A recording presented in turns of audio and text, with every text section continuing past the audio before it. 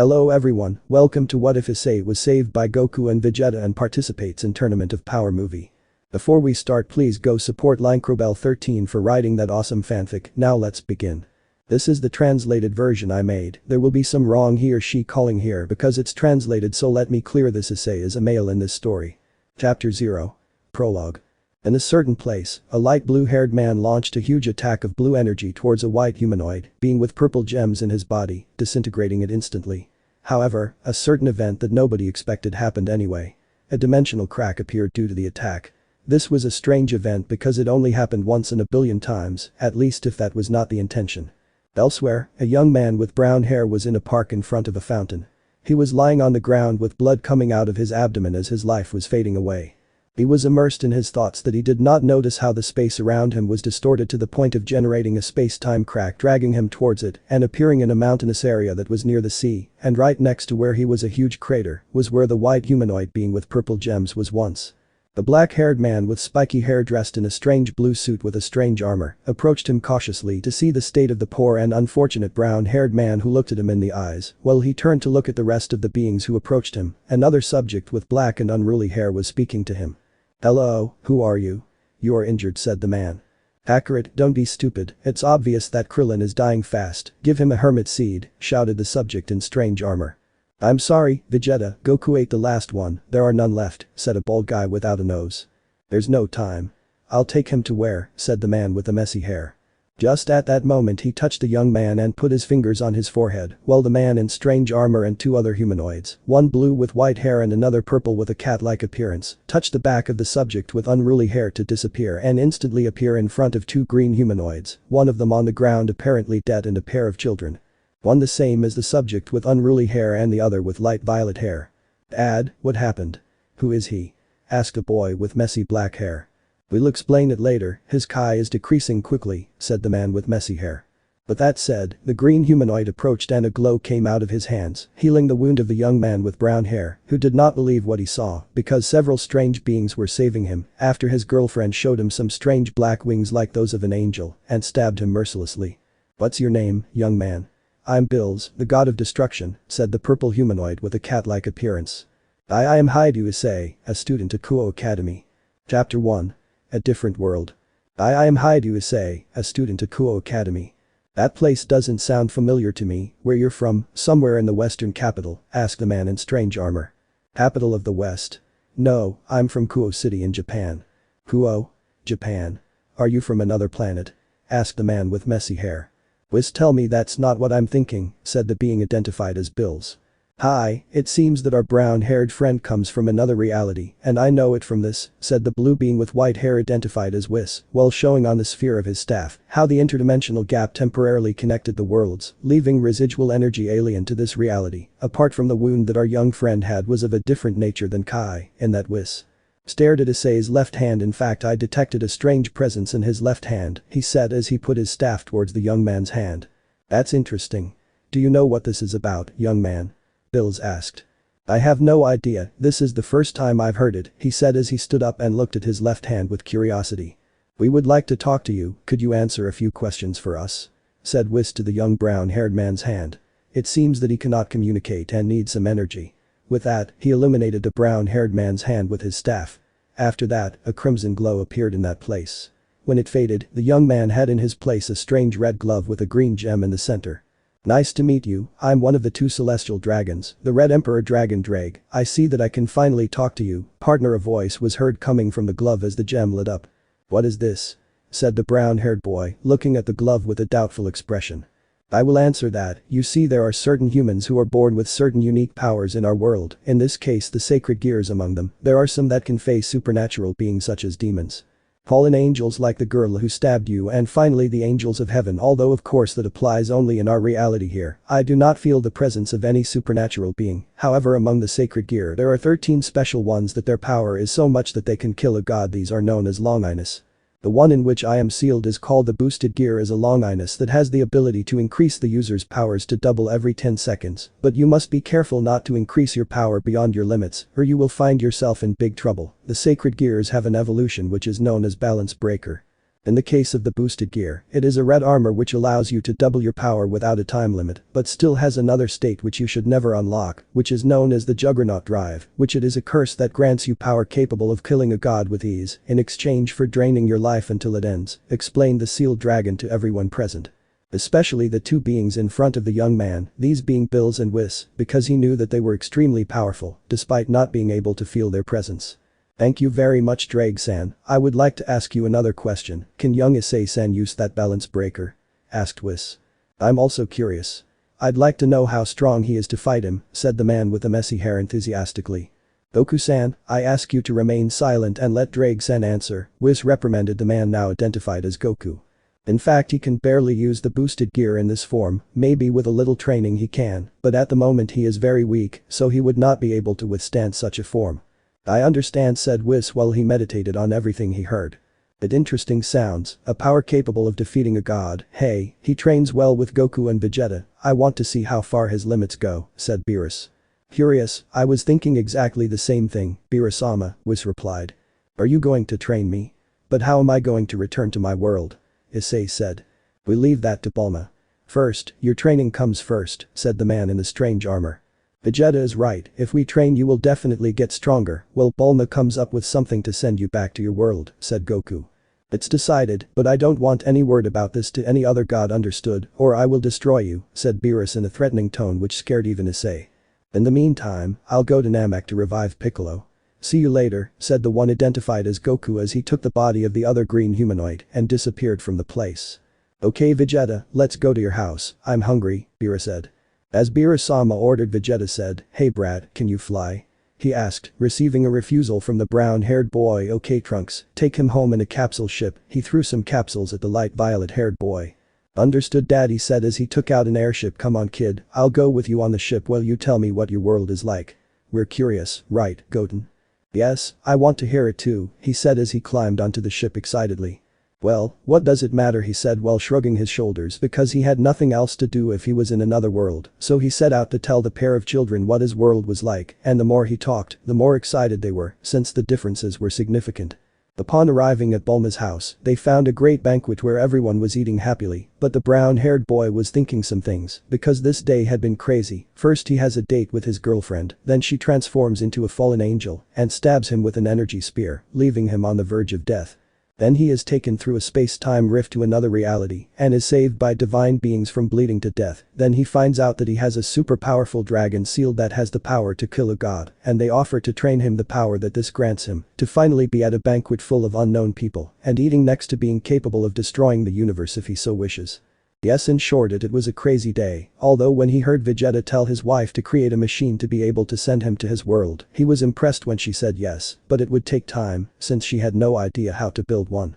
Once the banquet ended, Beerus along with Whis, Goku and Vegeta approached Issei to take him to Beerus's planet to train him, so they gathered in a line to leave. It must be said that during the trip Issei was still impressed by everything he saw because he was literally flying in the vacuum of space at a speed greater than that of light, and yet it took 24 minutes to reach his destination, so he knew they were quite far away.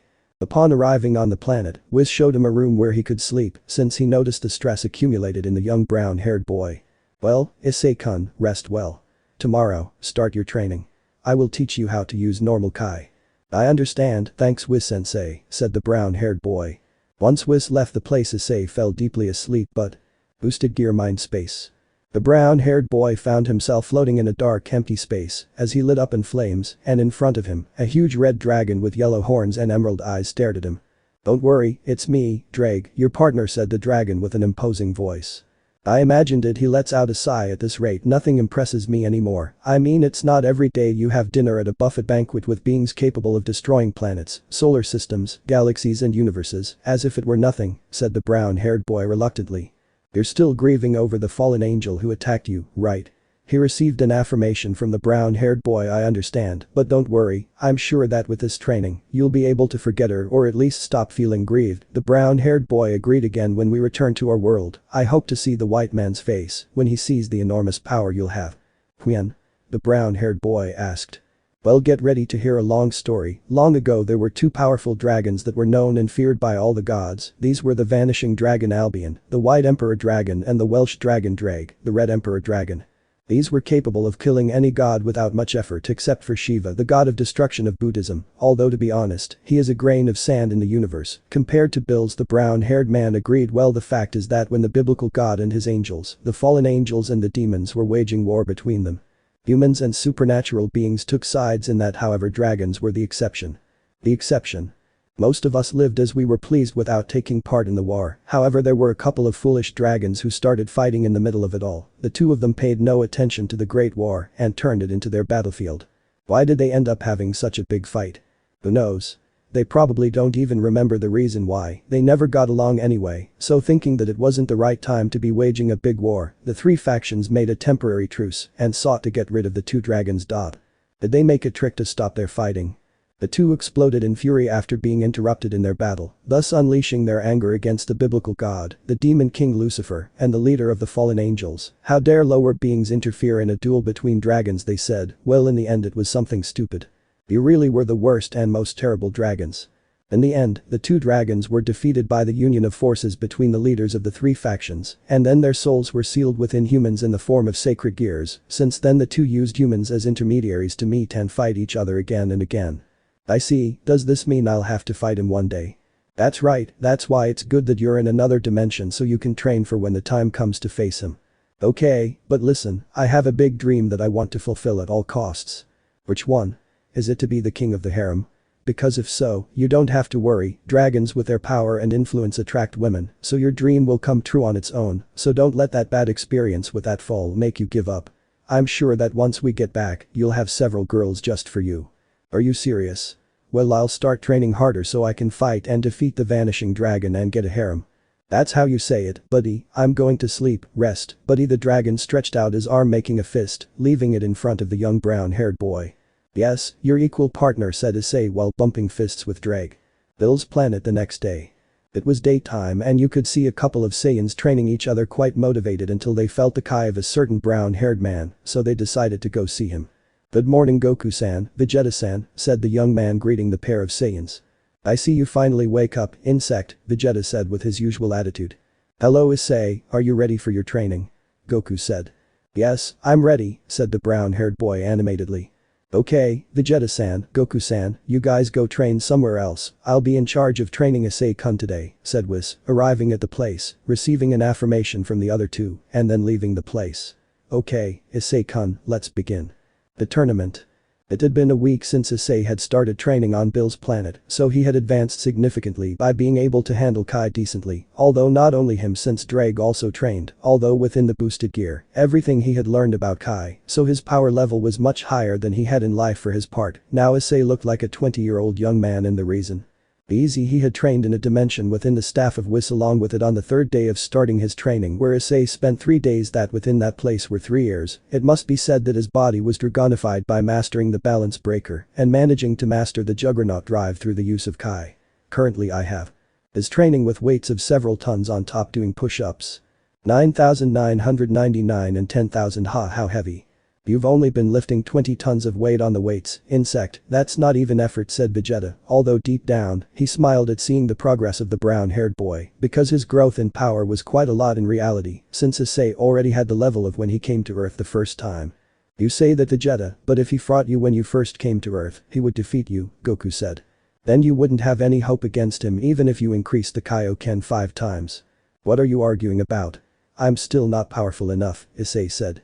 Yes, but with that armor things change and you reach quite high levels.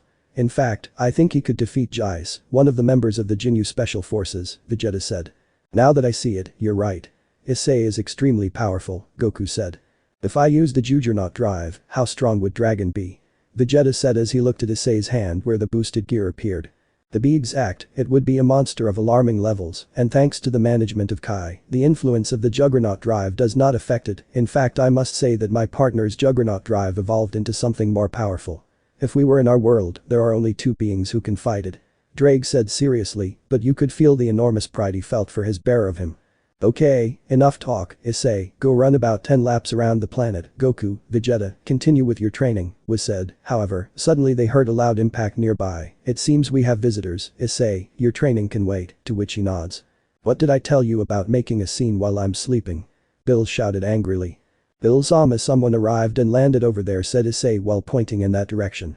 Thanks, Issei, says Bill's a little happy. Let's see who this guy is from. Then he hardens his gaze and looks straight ahead. It's the god of destruction of Universe 6 Champa, he said with a serious voice. In that you see a pair of beings arrive which were similar to Whis and Bill's, only one was a woman and the other an obese cat. Hi Bills, I see you're still sleeping like always, Champa said. And you keep getting fatter, Champagne. What did you say, Bills? You just keep sleeping all the time. Anyway, why did you come here, Champa? To brag about something, I guess. Exactly, I come to present you the most delicious food in Universe 6, he said proudly. Let's see if that beats Issei's homemade ramen, Bill said mockingly. Believe me, there is nothing more delicious in the universes than this egg, he said, showing a green egg with purple spots. Okay, Issei, make your best katsudon ramen, Bira said in an orderly tone. Hi Bira-sama, I will prepare the best I can do, said the brown-haired boy. Let's see if it's even edible, said Champa.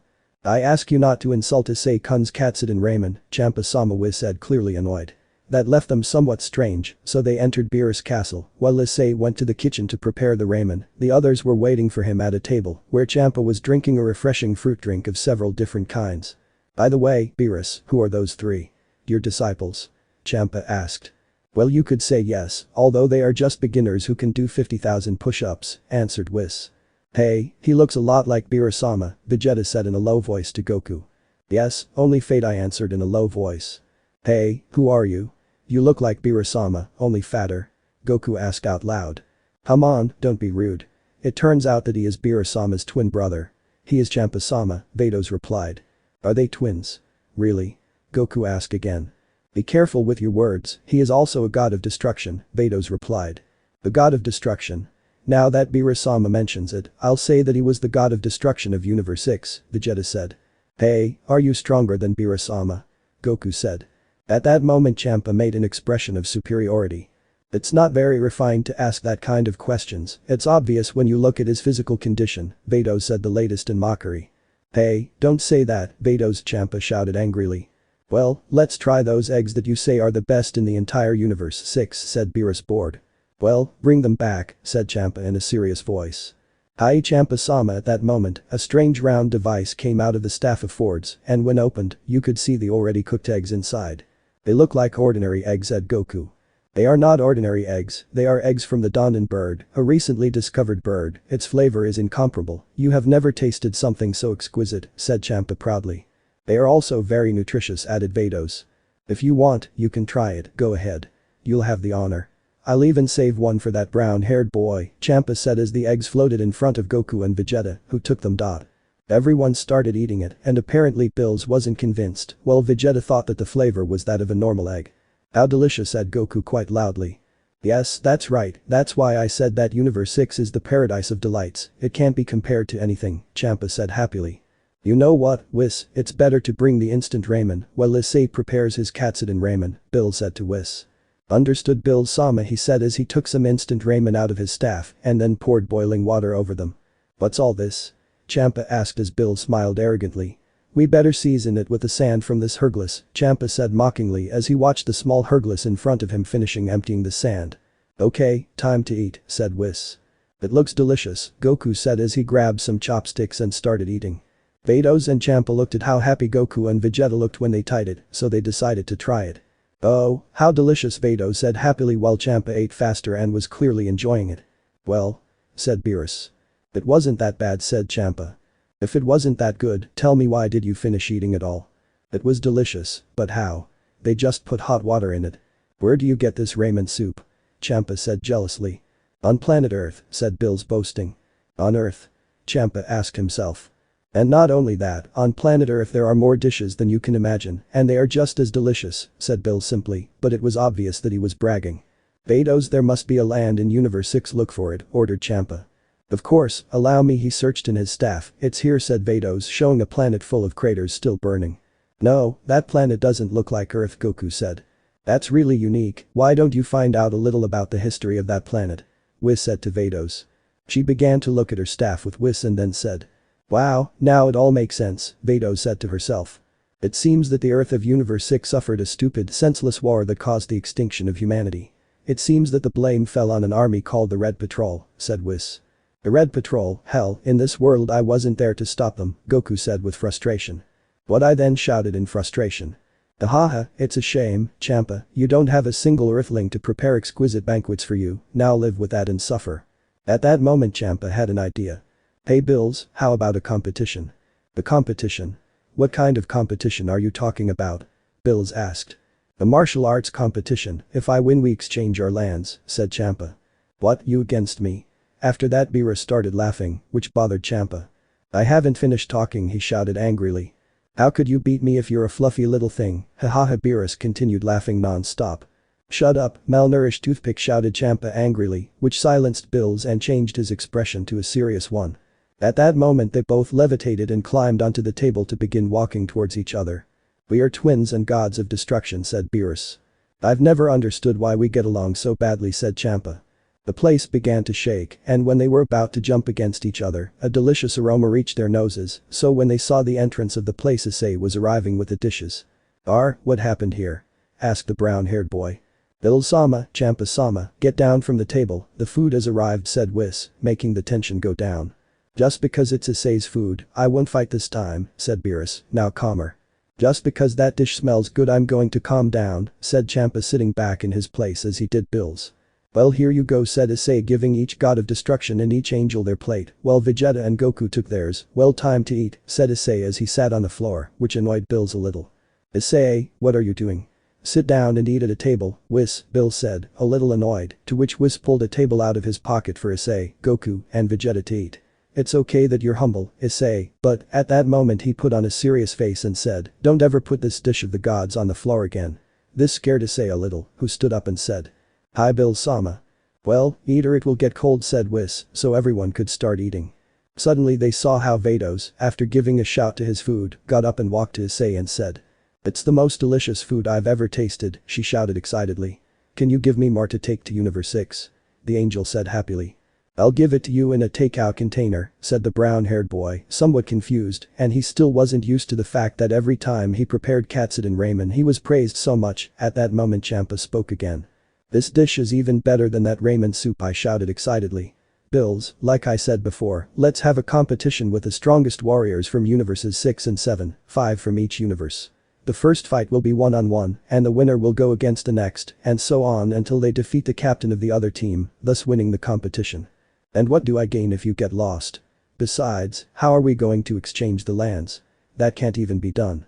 Of course, it took me some time, but I have gathered some spheres, they are mysterious spheres that grant any wish, so the exchange of lands is not going to be a problem. I have already gathered 6 spheres, I only need one, if by chance your universe wins, I will gladly give you the 6 spheres that I gathered. Vegeta will not be like the Dragon Ball, said Goku. Dragon Balls? How drag? Issei asked confused. I'll explain it to you later, Issei. If it can be Kakarot, Vegeta said. It's a real shame because those spheres exist within our universe, said Bills. Dragon Balls. Don't tell me they're the same ones created by the inhabitants of Namek, said Champa. Is that true? Beerus asked Goku. Yes, serious context. I was afraid so, they are like those from Universe 6, they were extracted from a fragment of a giant sphere of wishes that the people of Namek had, the power they have to make wishes is not limited, the real spheres are enormous, they are the same size as a planet, and they can grant any wish, if you want to call them as in your universe, they would be the Super Dragon Balls. But I would need all 7 for your deal to be worth it, and you only have 6 in your possession, how would I know how long it would take me to find the last sphere, and why the hell would I want them? Beerus said with anxiety. Bulma knows how to find them quickly, Goku said. Hey? Bills and Champa said at the same time. What he said is true, he knows how to build a radar to find the Super Dragon Balls, said Vegeta. Bill-sama, please accept, I beg you, said Goku.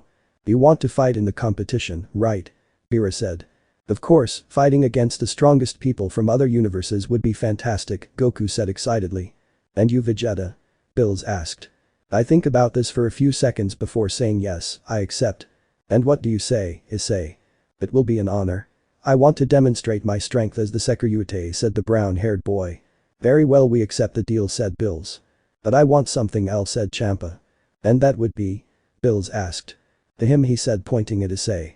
I will only tell you this once, Champa-sama, Issei-kun is not available to bet because he is my disciple, said Whis seriously, but then his face became even more serious, and for nothing in the world will I let them bet on him, he said, looking at both gods of destruction.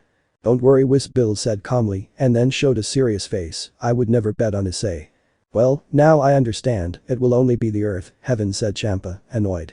It's a shame, I wanted to have him to train him myself, Vado said, but then she saw Issei looking at her breasts. Well, I would have to re-educate him, she said with slight annoyance.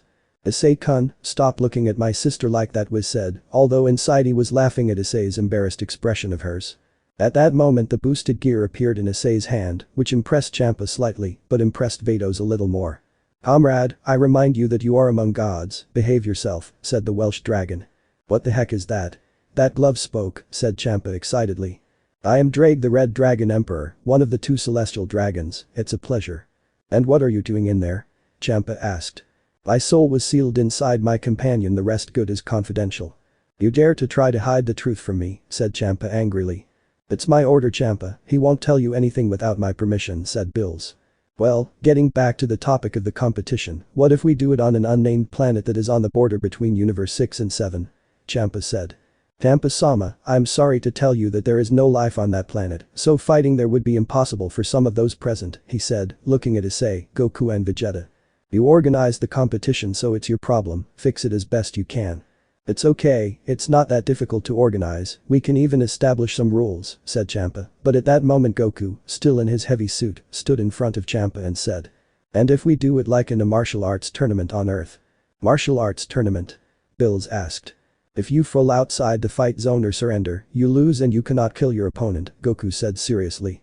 You cannot use weapons or stimulant drugs to improve the performance of the fighters, and there will also be a written exam. I don't want idiots who don't understand the rules to enter, said Vegeta. I see, it doesn't seem like a bad idea to me, said Bills. But that leaves that boy unable to use his gauntlet, Champa said, pointing at Issei. He was born with that and it's not a weapon, Bills excused himself. Well, I used it, after all he would need it, said Champa mockingly. Well, do you accept the rules? Of course, only that boy over there will be allowed to use that gauntlet. Outside of that, no one else will use weapons, Champa said. You know that gauntlet is just its first form, it has 2 others, one is armor, and the other, Bira said with a serious expression, a huge red dragon. I don't care if he turns into a dragon, I'll allow that too, in exchange of course for a dowry of Katsudin raiment for about a year, said Champa. I accept, Champa, Issei, go prepare it, said Beerus. 1 year is a lot for me alone, said Issei. It can be in installments, boy, it doesn't have to be all now, Champa said. Just give me a week's worth to take with me, Champa said happily. Right away and went back to the kitchen. Well, I'll wait for the boy and then I'll go organize the tournament. It will be in 5 days, Champa said.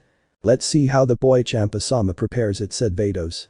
He has a name and his name is Issei. We've already said his name a lot of times. Call him by his name, Beerus said. You are very attached to him, Beerus. Is he your favorite student? Champa said. It's because I respect him for both his power and his cooking, said Bills. I see, it should be strong enough, well, I'll go see it, Champa said as he walked with Fords toward the kitchen. After a while Champa, Vados and Issei came out of the kitchen while Champa said goodbye to Beerus, and they left. Issei, I hope you train harder these 5 days we have before the tournament, Beerus said seriously. Hi Beerus-sama, the brown-haired boy answered. Preparation and training before the tournament. On Earth, more precisely in Bulma's house, there were Beerus, Whis, Goku, Vegeta, Bulma and Issei eating when he screamed. What, how did they make that deal? What's done is done, Vegeta answered. So we need a gadget to help us find the last Super Dragon Ball, do you think you can build one? Said Whis. Well, if the Super Dragon Balls are that big, then I just have to modify the Dragon Radar to extend its signal, and that will be enough, but said Bulma. But, said Whis. I can think of an easier way, we'll gather the Dragon Balls from Earth and ask Shenron for help to find them, said Bulma. Interesting, said Whis.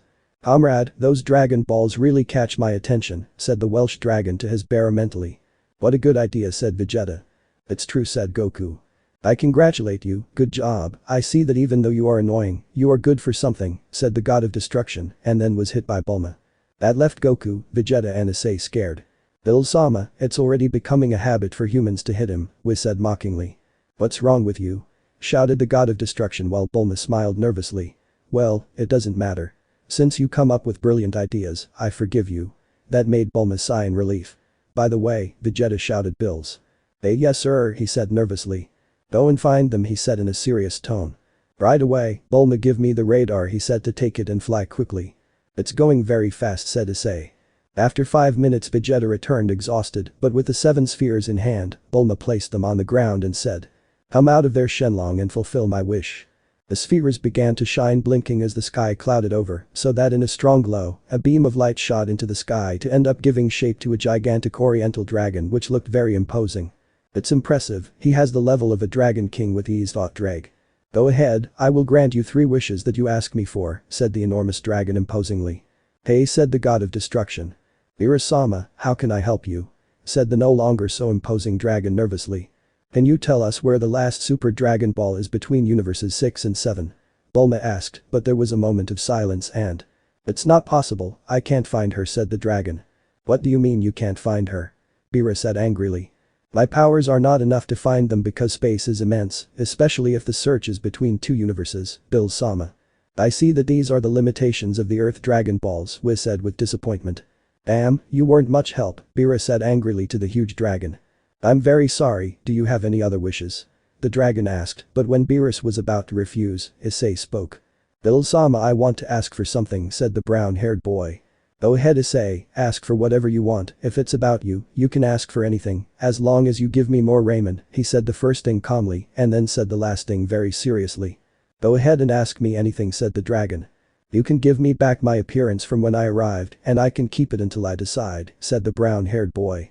That wish is very easy, but I will ask you to lower your Kai to be able to fulfill it because your power level is much greater than mine, said the dragon.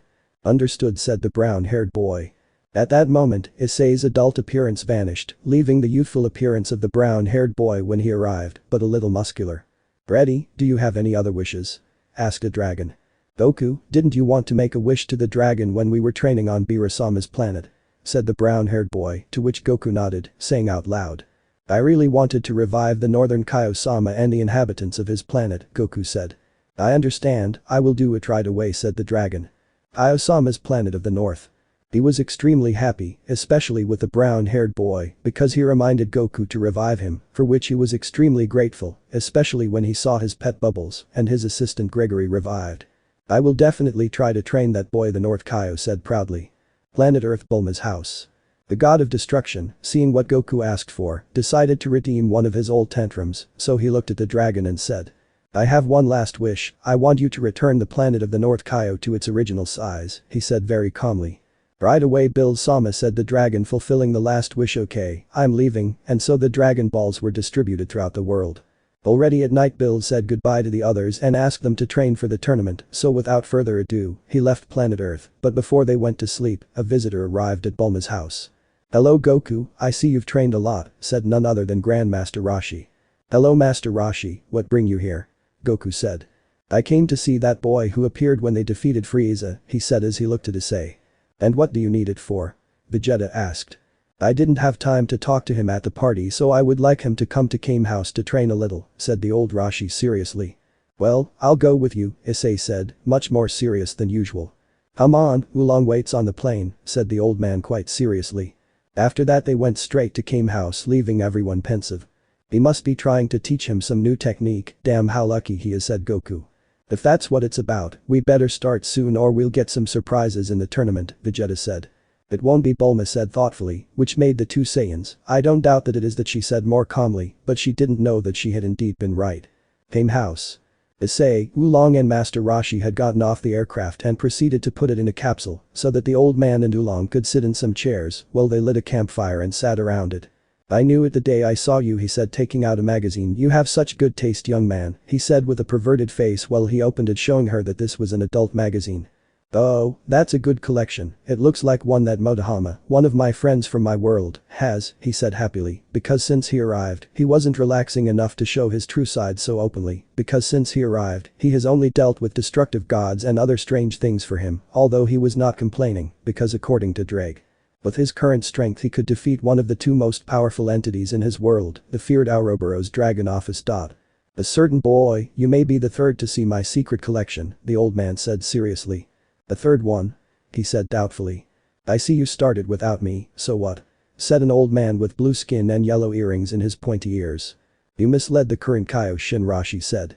That fool is looking for something that doesn't even exist, by the time he realizes it, it will be daylight, said the old man. Nice to meet you, I'm Haidu Issei he stood up to greet him. I see that you are very polite, unlike a certain ungrateful and foolish Saiyan, said the ancient Kaioshin from 15 generations ago. At Bulma's house Goku sneezed while on the North Kaio's planet, he nodded at what the old Kaioshin had said. Back with the others. Yes, Goku has certainly become very inconsiderate, he doesn't even come to visit his former teacher anymore, said Grandmaster Roshi, while the North Kai nodded again from his planet and Goku sneezed again. Did you train Goku? The young brown-haired boy asked with doubt. That's right, I taught him my special technique, the Kamehameha, and I was about to teach him the Mafuba in case he ever needed to use it, but I never had the time to do so, said the old man. Yes, and I once helped your son unlock his full potential, but he still decided to stop training, said the old Kaioshin with regret. I actually have an idea, said Master Roshi. Which everyone else said at the same time. I will teach my techniques to this young man who shares our tastes, said the old master happily. In that case I will unlock what your current master has not done, all your potential, said the Kaioshin. But won't that take too long? Said the old Roshi. Maybe with a lazy person like Goku-san, but with someone like Issei, it's a matter of doing this, he said, putting his hands towards Issei, and from one moment to the next, he expelled a wave of power that, although it didn't launch them into the air, the enormous power that Issei was now emanating could be felt. Bulma's house. Everyone was in Bulma's research room while she was creating the new radar when Vegeta and Goku sensed Issei's Kai. You've got to be kidding me, that bug just increased its powers too much, this is absurd, Vegeta said in shock, although deep down he was proud of the young brown-haired boy. Incredible, he just went to train with Master Roshi and already obtained that level of power, Goku said happily. That level must be close to Cell's after you sacrificed yourself, maybe even closer to Gohan's level back then, Vegeta said. You're right, maybe he'll become much more powerful, Goku said. And he hasn't even used Divine Kai yet, it's certainly impressive, Vegeta said. Planet of Bills. Whis was watching Issei along with Bills as he was curious about what the brown-haired boy was doing, seeing him in his perverted facet they sighed with disappointment, but after seeing the brutal increase in power he had they were undoubtedly impressed. Whis, do you think he will ever achieve the egoistic doctrine? Asked the god while looking at the brown-haired boy. Hi, he will definitely do it, although according to my calculations, it will take him 1 to 2 years, maybe even more. When I do, I will fight him with all my power, he will undoubtedly surpass Goku and Vegeta in the future, said the god of destruction very seriously. Do you consider him a worthy rival in battle? Add in more wisdom, I had a premonitory dream and he was in it, he said seriously. And what was it? He said, clearly interested. He will defeat the destroyer of his universe twice, he said with utmost seriousness, and then increased his seriousness even more, and he will fight me in a real battle in which he may lose. This made Whis impressed. And when did you have that dream? Asked the guardian angel. This morning. Beat house. After Issei's hidden potential was released, he learned the basic principles of Kamehameha and Mafuba. It must be said that it was not difficult for him to learn them because of the way Master Roshi explained them. Without a doubt, this boy will be even more powerful in the future. With the training he has, he may be able to reach the level of the gods, said the old man with great happiness, but above all with pride. At that moment they saw how Issei sealed Master Roshi's secret collection in a vase, and then looked at them. It's done, Master Roshi, he said with a huge smile. You are impressive, Issei, you mastered techniques that took me years to master, said the old man proudly. Thank you, Master Roshi, really thank you. Hey, Supreme Kaio-sama from 15 generations ago, a voice was heard in the place. What's up, North Kaio? Asked the old man Kaioshin. Bring Issei, I want to train him too, said the North Kaio. The tournament between the universes. Issei was standing on Kaio-sama's planet, who watched the brown-haired boy happily, as he had already mastered the Kaioken in one night, which impressed him, but even more so when he saw that he had easily mastered the Jinkidama. Without a doubt, he saw Issei as a prodigy, although the truth is that it was not difficult for Issei to learn this type of techniques. Having been dragonified, his brain had a greater capacity for understanding, and apart from that, the great Master Roshi decided to inherit his private collection of him to him if he managed to master said techniques, so the great perversion of the brown-haired boy did his job. Congratulations, Issei, you are certainly a prodigy, said the North Kaio with great joy. Thank you very much, Kaio-sama, he said bowing, which made the Northern Kaio even happier, since the brown-haired boy was showing him the respect he deserved, unlike a certain black-haired boy with unkempt hair. Wow, you are definitely impressive, Issei, as I promised, I'll give you my private collection, said Grandmaster Roshi, as he gave him the vase where Issei sealed Master Roshi's collection. I will also give you my special collection as a prize, be grateful, said the old Kaioshin. I am deeply grateful, Master Roshi, also to you, Venerable Kaioshin-sama, said Issei bowing, thank you for everything, teachers, now bowing to his 3 teachers for their training.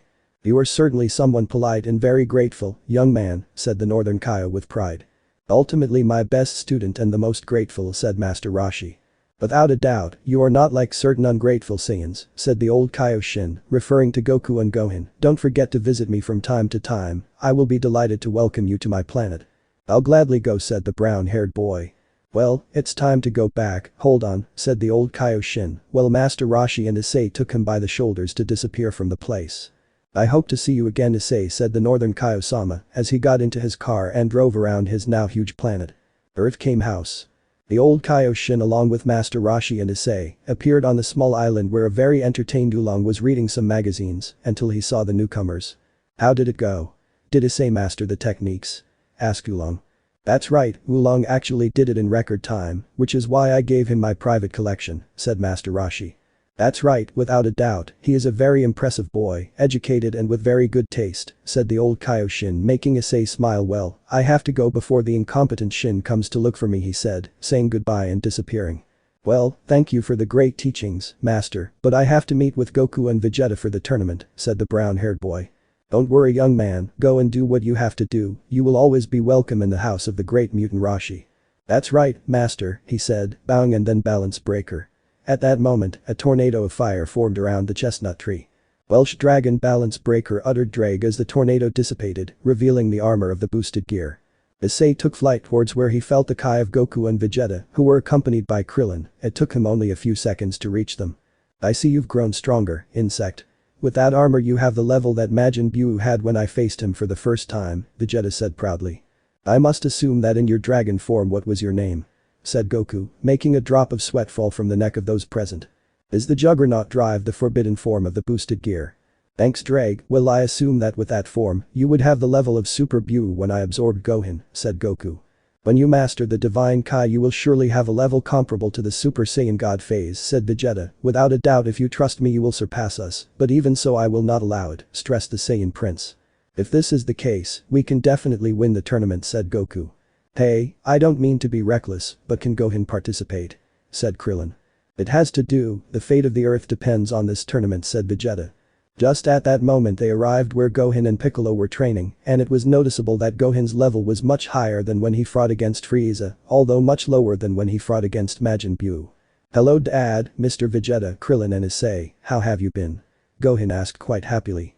Hello Gohan, we wanted to ask you if you would like to participate in the martial arts tournament against Universe 6. The martial arts tournament against Universe 6? The rogue asked doubtfully. That's right, and we want them to be on the team, Goku said enthusiastically. Congratulations Dad, by the way you look much stronger, Issei Gohan said enthusiastically. That's right, he's currently stronger than you Gohan, you better keep training, Vegeta said annoyed. I understand, Mr. Vegeta, he said, a little embarrassed. Well, we'll see each other at Vegeta's house in 4 days, Goku said. 4 days? Damn, I have an important conference in those days, said Gohan. You can give the lecture in advance or a day later, the fate of this planet depends on this, Drake said seriously. The dragon is right, you better participate insect, I will not allow lazy and irresponsible Saiyans anymore. Well, your father's irresponsibility is beyond repair, Vegeta said, first seriously and lastly mockingly. While I support your education, Vegeta is right, you must train harder, Gohan, Piccolo said seriously. You're right, Mr. Piccolo, Gohan said, a little dejected. Let's put all our effort into this, Gohan said, Issei putting a hand on Gohan's shoulder, making him look at him and then smile. Yes, let's go, Issei, he said more excitedly. And so the 4 days passed where everyone waited at Bulma's house for Goku and Vegeta as they went to train in the time room to become stronger. In an instant they appeared thanks to teleportation. You're late, Bulma shouted as the others agreed, including Bills. We're so sorry Bulma, but we had to clean ourselves up. This bug took so long, Vegeta said. It's not my fault that the water was perfect, said Goku with his eyes closed and then opened them looking at the house. Stop making excuses, insect, and get in this bucket, Vegeta said, already in the bucket, somewhat annoyed. Now everyone in the Whisk Cube decided to leave at high speed, while everyone chatted pleasantly and quite excited until they reached the border between the universes, where they were amazed to see the size of the Super Dragon Balls which were around the planet. After leaving their impression they went down to the stands, but Whis didn't like them, so without permission, he changed them for something more comfortable, while Issei, Master Roshi and Oolong talked with the old Kaioshin like old friends, which left the Kaioshin of Universe 6 confused. Are you friends with mortals?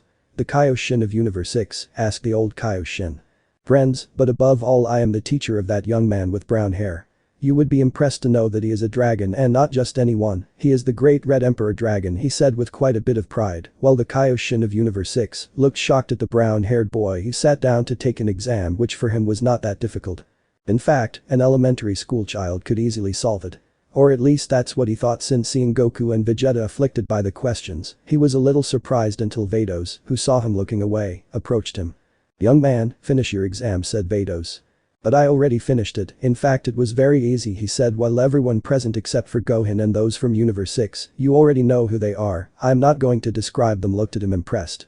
"Let me see," said Vado, taking the sheet and seeing that everything was correct. "Well, there is no mistake, everything was answered correctly. Now wait in the participant stands," said Vados, so that Issei nodded and flew where Bills and Whis were waiting for him quite happily.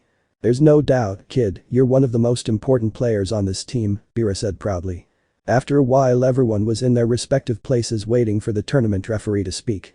"Well, ladies and gentlemen, thank you for waiting. Let's begin with the fights of Universe 6 against Universe 7, the referee said enthusiastically. "It's time to begin the first fight. Our first participant is," he said, showing the screen of the fighters marking Picoro against Batamo.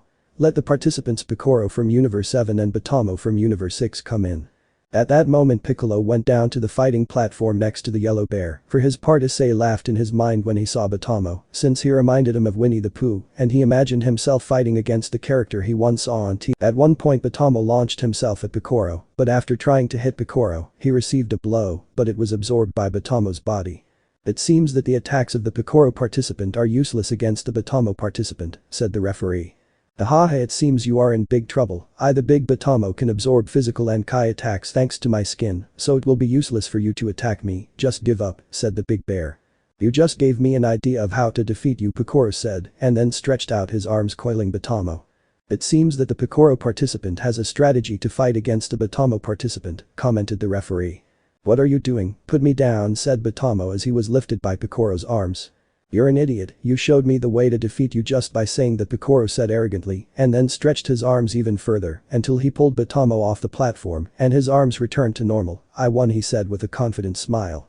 "The participant Batamo from Universe 6 has been eliminated. The winner of the fight is Picoro from Universe 7, commented the referee. "The next fighter to face Picoro will be Frost from Universe 6, he said, while the subject identical to Frieza came down. "I'll face the counterpart of Frieza," said Piccolo. "Hello, good morning," said Frost approaching Picoro. "It was an impressive fight. I congratulate you honestly. It is an honor to fight against a warrior as respectable as you. It is a pleasure to meet you." He extended his hand in greeting, which Picoro accepted with difficulty. "Let the fight begin," said the referee. "Use your final form. I know that's your limited form. I've already fought someone like you," Picoro said seriously. "Oh, I understand. If you like, I'll do it," Frost said as his Kai surrounded him aggressively until he transformed into his third form. "Ready." But he was interrupted by Piccolo. "That's not your final form, that's your third form," Piccolo said angrily. "I'll show you that I'm serious," Piccolo said as he threw his heavy shoulder pads and turban off the platform, causing the place to shake from the force of the impact. "Oh, I apologize, I underestimated you a little. Well, I will show you my final form," he said, so that his Kai surrounded him again until it dissipated, now showing his final form. "Now we're going to fight," said Picoro as he launched into combat against Frost. The blows came and went, although Frost had a clear advantage, Picoro did not give up, so Frost decided to end this quickly by launching a Kai laser at Picoro's legs and arms and then attacking him with force and launching a Kai ball the size of a soccer ball, and after hitting Picoro, he ended up out of the arena with minor injuries but defeated. Frost immediately got down and stood next to Picoro to try to help him, but the referee put his ear to Picoro's chest, and after hearing Picoro's heartbeat, he ended the fight, giving Frost the victory. "Participant Picoro from Universe 7 has been defeated, participant Frost wins the match," announced the referee. The next fight will be between participant Frost against participant Gohan from Universe 7. "I hope it's a good fight," said Frost. "Same here," said Gohan. "Start," announced the referee, and immediately, "Ah," Gohan shouted, transforming into a Super Saiyan. "Saiyans have transformations, did you know about this?" Champa asked, looking at Kaya, while Hit looked at Gohan for a second and then closed his eyes again. "No, in fact it's the first time I've seen it," said Kaya. "I admire the Super Saiyan," shout Bills. "Wow, that transformation makes him look much more powerful," Frost said elegantly. "I'll fight more seriously," said Gohan. Ahhhhhh, he shouted again, and this time he became Super Saiyan Phase 2. "I hope you give me a good fight," said Gohan seriously. Same here, young man, Frost said, then jumped, but suddenly he found himself on the floor of the platform. "K," he said with doubt. "I'll finish this quickly," said Gohan, and then launched himself at Frost with a series of punches and kicks that the cold demon could not dodge, leaving him seriously weak and kneeling on the floor of the platform and then being kicked off the platform by Gohan. "What's wrong with Gohan? He's acting pretty upset," Goku said. "It's the grudge he holds against Frieza, and yet he still limited himself," Piccolo said seriously. "Participant Frost has been defeated, the winner is Gohan from Universe 7, announced the referee. "Wow, I was defeated very quickly, I admit it, you are very strong, young man," said Frost. "I'm sorry I went too far in the fight and attacked him with great force," said Gohan. "Don't apologize, young man, you fought with all your strength and won fairly," said Frost. After that he went up to the participant stands. The next fight will be between participant Gohan against participant Vegeta from Universe 6. "Now begin," he said, and was then taken off the platform by Vados while making a barrier around the platform. Due to the fighting style of the Metalmans, a barrier has been placed to protect the public. Now let the fight begin. Instantly Gohan transformed into a Super Saiyan and attacked Vegeta, causing a loud noise. Vegeta took advantage and attacked Gohan, however he dodged the attack and rose into the air. Vegeta, seeing this, begins to release steam from his head and opens his mouth, launching lava bullets at Gohan, who countered them with Kai attacks, so Vegeta decided to launch a lava attack from his mouth, making Gohan dodge it. Gohan, seeing himself in trouble, transformed into Super Saiyan Phase 2 and stood on the edge of the platform. "I will end this with a single attack," he said, and then brought his hands to his forehead. Masenko shouted, launching a Kai attack against Vegeta, who responded with his lava attack. "Raise ah," shouted Gohan, increasing his power and slowly surpassing that of Vegeta. "With this I will not win," said Gohan, and then dodged Vegeta's lava attack and rose into the air. "Kamehameha," shouted Gohan. As the Kamehameha hit Vegeta, but he managed to resist it with great difficulty. "Ah, Super Kamehameha," shouted Gohan, increasing his attack, but he did not measure his own power, so they both flew out of the platform and falling from it. In the process, the barrier around the platform was destroyed. Participant Gohan and participant Vegeta are disqualified. The next fight will be between participant Haidu Issei from Universe 7 against Kayab from Universe 6, announced the referee. "Are you ready, Drag?" said the brown-haired boy, surprising everyone, but then the boosted gear appeared, impressing everyone, including the Kaioshin. "I'm ready, mate," said Drag. "I have been informed that this gauntlet is part of the fighter and he is authorized by the two gods of destruction to use it," announced the referee. "I have a question," Kayab said, drawing Issei's attention. "Are you a Saiyan?" "No, I am a humanoid dragon. I am one of the two celestial dragons. The Sekiryu are better known as the Red Emperor Dragon," Issei said with a challenging smile. "I understand, excuse me, do you know how the Saiyans of Universe 7 transformed into that golden-haired form?" Kayab asked, which annoyed Vegeta, who shouted from the stands. "Find out for yourself, Bug," he shouted in anger.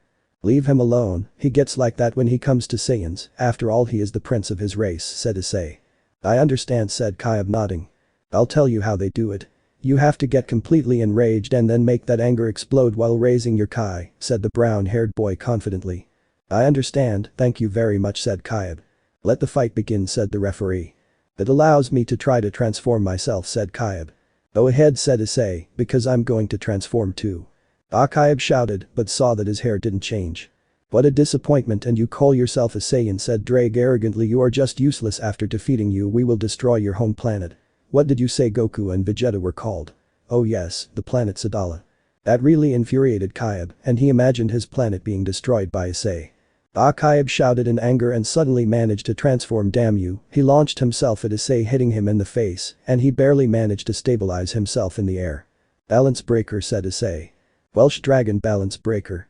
After that, Issei launched himself against Kayab, who was surprised to see a somewhat intimidating red armor, and tried to counteract the attack by increasing his Kai, managing to stop Issei's advance. "Congratulations, Kayab, you managed to become a Super Saiyan," said Issei, undoing the helmet of the armor. "Oh?" Kayab said in doubt when he saw that he had indeed transformed into a Super Saiyan. "As a reward I will show you my maximum power," said Issei, while Kayab watched him rise and move his hands to the sides. It must be said that even Hit was interested in that and decided to watch him transform. "I'm the one who wakes up," said Issei as several spheres of light surrounded him and an enormous pressure was expelled from him that even Kayab had to hold on using his Kai. "It's going to start." A childish voice like that of an 8-year-old child was heard coming from the spheres. "Yes, it's going to start." Another voice was heard, now that of a little girl. "I am the celestial dragon that stole the principles of domination," said Issei as a dense blood-red aura covered him, while the neck and head of the armor grew quite a bit. "It's always been like this," said a woman's voice. "You're right, it's always been like this," replied a male voice. "I laugh at the infinite, I pity the dream," said Issei, as the wings of his armor grew along with the rest of his body. "The world rejects you," said another female voice different from the previous one. "I will become the red dragon of domination," said Issei, as his body increased even more in size and increasingly took the form of a real Western dragon. "It was always power," said another male voice. "It was always love," said another female voice. "No matter how many times it is, you will choose the path of destruction." A huge amount of different voices were heard at the same time. "I will sink you into the depths of the crimson purgatory," said Issei, as he finished taking the form of a huge red dragon, while the Kaioshin and even Champa and Vados, along with the rest of the spectators except for Goku, Vegeta, Rias and Whis, were amazed and scared by such an imposing transformation. "Juggernaut drive," Drake shout. "Groe Groai," Issei and Drake roared at the same time with quite intensity, scaring the others into believing that they had lost control, except for Beerus, Whis, Goku and Vegeta. "No matter how many times I see that shape," Beerus said seriously, "it scares even me." "Witness the true power of a celestial dragon," Issei said in a deep voice. At this, Kayab launched an attack similar to Vegeta's Gallic gun and hit Issei squarely, but he didn't even flinch, while it seemed like the attack was doing nothing to him. "Boost X20 Long Ina Smasher," Drake uttered while Kayab's attack lost ground against Issei's, easily causing an explosion and sending Kayab flying through the air until he crashed against the barrier, cracking it and leaving Kayab out of combat and unconscious. "The winner is Haidu," Issei said the presenter with fear. "The next fight will be between the legendary assassin of Universe 6, Hit against the dragon Haidu," Issei he said when he saw that Issei had not transformed. "You will face me like that," said Hit. "That's right, I'm not going to underestimate you," said Issei. "Let the fight begin," said the referee. Just at that moment Hit appeared a few meters away from Issei and he moved a few meters back, but apparently Jaco managed to see something that shocked him, so he went with Goku and Vegeta to warn them. For his part, Issei did not even flinch at the attack he received. "That kind of attack doesn't work on us. Even if you jump in time you won't beat us like that," said Drake, shocking everyone. "What the heck, that's why I didn't see it coming. Thank goodness the Juggernaut drive offers a powerful defense," Issei thought. "I see, then I'll fight hand to hand," said Hit, launching himself against Issei, clashing fists with him and making him retreat. "You're really strong," Issei said calmly. Hit didn't say anything and launched himself at Issei again, clashing fists but penetrate, Drake pronounced, throwing Hit against the platform with great force and leaving him slightly injured. "What was that?" Hit asked.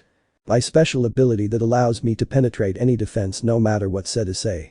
"I see, it's time to finish this," Hit said as he launched a Kai wave at Issei, who responded with another Long Ina Smasher. From 1 second to the next, Issei found himself losing his transformation and falling unconscious to the platform with a hit in the place where Issei was previously.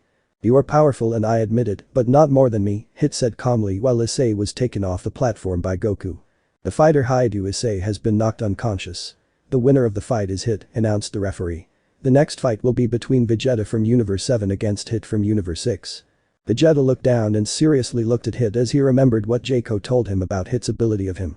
"I won't trust you, insect," said Vegeta, revealing the Super Saiyan Blue. "Let the fight begin," said the referee. Instantly Hit appeared next to Vegeta, but it seemed Vegeta had managed to dodge the Hitman's attack. "It's like that guy," Jaco said, he said in a low voice as he dodged another attack. Soon Hit noticed that Issei's attack left serious damage to his body, and the longer he fought the worse it would get, so he decided to end his fight with Vegeta at once. "Take it, insect," he didn't finish saying it when he fell unconscious to the ground with a punch in his stomach. Participant Vegeta has been defeated. The last participant of Universe 7, Son Goku, will face the last participant of Universe 6, Hit announced the referee. "Let the fight begin." The fight was the same as in the anime, except that Hit received the complete Kamehameha when Goku launched the Kamehameha when he felt affected by Issei's previous attack and was eliminated. "The tournament is over, Universe 7's team wins the match," the referee announced. At that moment Bills approached Champa. "I hope you keep your end of the deal," said Bills. "I hope they fulfill the ramen, they still owe me 51 terrestrial weeks of Katsuden ramen," said Champa. "I never go back on my word, Champa," Beerus said seriously. "Excuse me, Mr. Bills, Mr. Champa," the pair of angels said at the same time. "What's happening, what's going on?" they said at the same time, but then they saw a small being accompanied by 2 larger ones, and they got nervous, flying to his feet and bowing. "Welcome Zener-sama, to whom do we owe the great honor of your visit?" both gods said at the same time. "Well, seeing as how you two single-handedly organized this event together, I decided to stop by, make a public appearance and make sure nothing went wrong," the little being said. "Forgive us, your majesty," said Champa. We offer our sincerest apologies, Bira said. After taking a look at it, everything was impressive. It was so impressive that I decided to do an event like this, but with more universes included, said the little being. It's a great idea, said both gods of destruction at the same time. Seriously, that's great. Let's do it again. I'll go for it, Goku said as he approached Zeno-sama with his hand outstretched. It's a promise. Everything got tense for a moment, but then Zeno-sama took Goku's hand with happiness. Haha, he laughed happily, but then his sight focused on Issei, and he flew towards him with great joy. You are impressive, you turned into a dragon, and then wow, you roared very loud, he said very excitedly. Thank you very much, whenever you want I'll show you again, said Issei, as if he were talking to a child. I want to see it now, said Zeno-sama excitedly. Okay, but give me some space, he said, so that the little creature would move away a few meters. I'm the one who wakes up, said Issei as several spheres of light surrounded him and an enormous pressure was expelled from him. For his part, Zeno-sama looked excited. It's going to start. A childish voice like that of an 8-year-old child was heard coming from the spheres. Yes, it's going to start. Another voice was heard, now that of a little girl. I am the celestial dragon that stole the principles of domination, said Issei as a dense blood-red aura covered him, while the neck and head of the armor grew quite a bit. It's always been like this, said a woman's voice. You're right, it's always been like this, replied a male voice. I laugh at the infinite, I pity the dream, said Issei, as the wings of his armor grew along with the rest of his body. The world rejects you, said another female voice different from the previous one. I will become the red dragon of domination, said Issei, as his body increased even more in size and increasingly took the form of a real Western dragon. It was always power, said another male voice. It was always love, said another female voice. No matter how many times it is, you will choose the path of destruction. A huge amount of different voices were heard at the same time. I will sink you into the depths of the crimson purgatory, said Issei as he finished taking the form of a huge red dragon, while Zeno-sama was excited by such an imposing transformation. Juggernaut drive, Drake shout. Groa Issei and Drake roared at the same time with quite a bit of intensity. Whoa, how exciting, said the little boy as he climbed onto Issei's back. Come on, fly, he said, as if he were a child, despite being the supreme god. Hi, said Issei as he flew slowly because he suspected that the being to whom the gods of destruction knelt was someone important, so he decided to listen to his requests. Ahaha, this is fun, said the king of all, and then got up and left with his guards and the gods of destruction. Okay, I'm leaving, he said very happily to leave with his 2 guards from the place. After Issei transformed and went to the gods of destruction who thanked him for agreeing to the king's requests. So's from the future. Issei was training with Gohan, Goku and Vegeta on Beerus's planet. Whis suggested that Gohan train with Issei since they both had a very similar level, Issei being a little more powerful. During those 2 months they trained a lot, so both Issei and Gohan could face Goku or Vegeta in Super Saiyan Phase 2, although obviously they could not win. It must be said that if Issei used the Juggernaut drive he could barely maintain the fight due to the clear advantage of his opponents. At this moment they were resting when they saw that Goku and Vegeta were in a hurry to leave, and with a serious face along with some curious Bills and Whis, they approached to ask when Vegeta spoke. Let's go quickly. Trunks came back and badly injured, he said with annoyance and slight concern. These two, without further ado, took Goku from his back to be teleported to Earth right in front of little Trunks. There they saw him on an improvised bed in a kiosk, a rather injured adult version of little Trunks. Goku immediately teleported to Master Karen's tower and returned a few seconds later with the Hermit Seeds. After giving one to adult Trunks, he regained consciousness. However, as soon as he saw Goku he lunged at him with extreme violence. However, he was stopped by Vegeta and Bulma. He then explained the reason for his attack since apparently an alternate version of Goku appeared in the future being called Goku Black. He also explained that he appeared after preventing the resurrection of Majin Buu by killing all the humans on the planet in a year, despite the fact that such a subject had the level to destroy the entire galaxy, if not half the universe if he so desired. Which is why he killed humans for pleasure. Issei became enraged because despite now being a complete dragon he still identified with humans, so a being like that in his opinion should be exterminated. Vegeta, after hearing that the Bulma of the future was killed, was quite upset, so he decided to go to the future. Gohan, Goku and Issei supported the idea since the 3 of them considered that black guy as a maniac with airs of a god.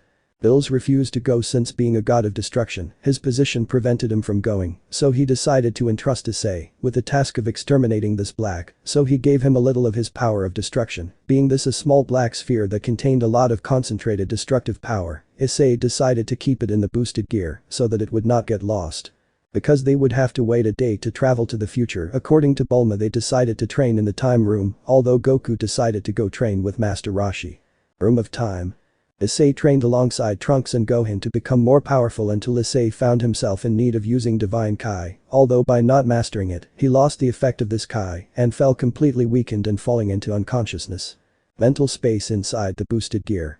Issei stood in front of Drake, who looked at him with pride, seeing that the brown-haired boy had increased his level quite a bit in these months inside the time room. He decided to talk to him about a discovery he had since Shenlong had returned Issei to his original appearance from when he arrived.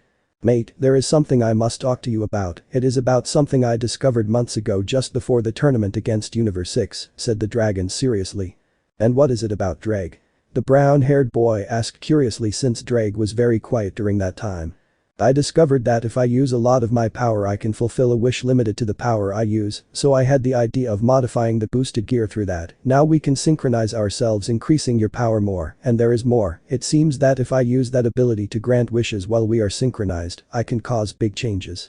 Although at our current level I am a little far from the dragon of the super spheres, all of this impressed Issei more when he knew that the more powerful they became, the easier it would be to grant complicated wishes like reviving dead humans and Kaioshin killed by Black in the future.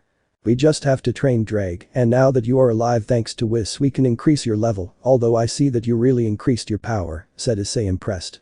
"That's right, buddy, I'm much stronger than you right now because I've trained much harder since I was revived by Whis, and now that I have mastered the functioning of the boosted gear, I can freely change the place where I'm sealed, so I've trained at gravities that only Goku and Vegeta could withstand," said the dragon seriously. "Well, it's time for me to wake up. I need to be stronger to fight the black guy. I might have to use the Mafuba against him," Issei said. "If you seal him in, I can create a prison where I can hold him captive and take away his power by draining him like Vitra did in the past," the dragon said calmly to the brown-haired boy. "Well, I'll keep that in mind, but what do we do with this?" said the brown-haired boy while holding the purple sphere that Bills gave him. "For now, let's leave it as a last option, we don't have to risk too much," said the dragon seriously.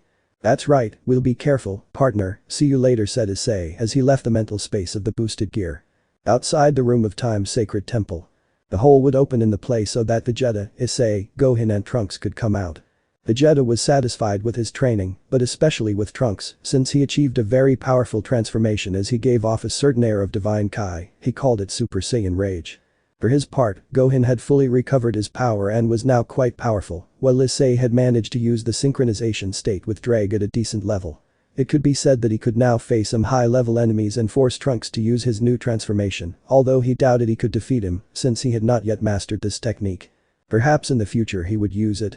Upon arriving at Bulma's house, she already had the time machine ready, and all that was left was to wait for Goku, and thanks to Kaio-sama of the North, they were able to let him know that the machine was ready, so without further ado Goku arrived at the place with a strange vase, while Issei noticed that he was missing the special seal, with which the target to be sealed would not escape, although he knew that said seal was not necessary for what he had planned.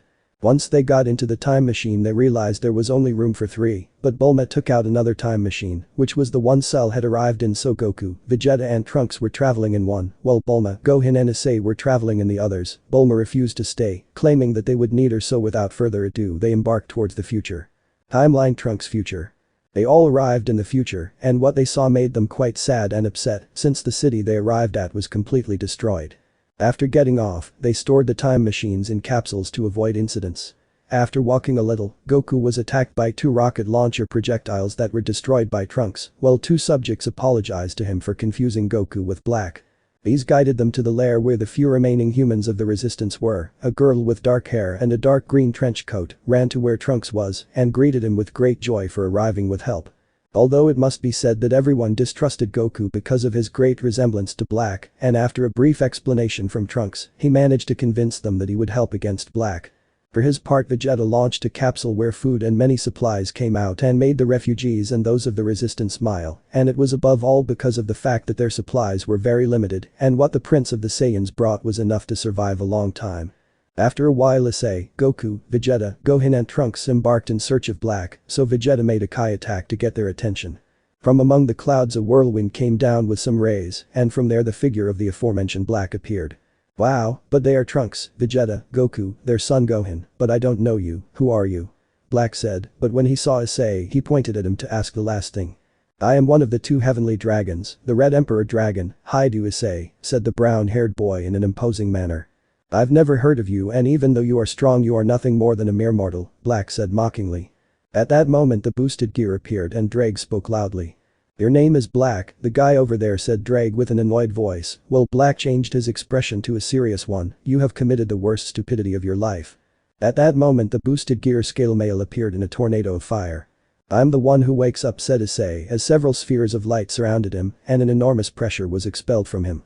"It's going to start." A childish voice like that of an 8-year-old child was heard coming from the spheres. "Yes, it's going to start." Another voice was heard, now that of a little girl.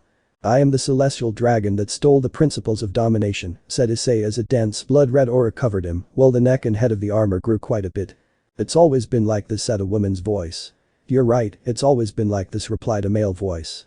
"I laugh at the infinite, I pity the dream," said Issei, as the wings of his armor grew along with the rest of his body. "The world rejects you," said another female voice different from the previous one.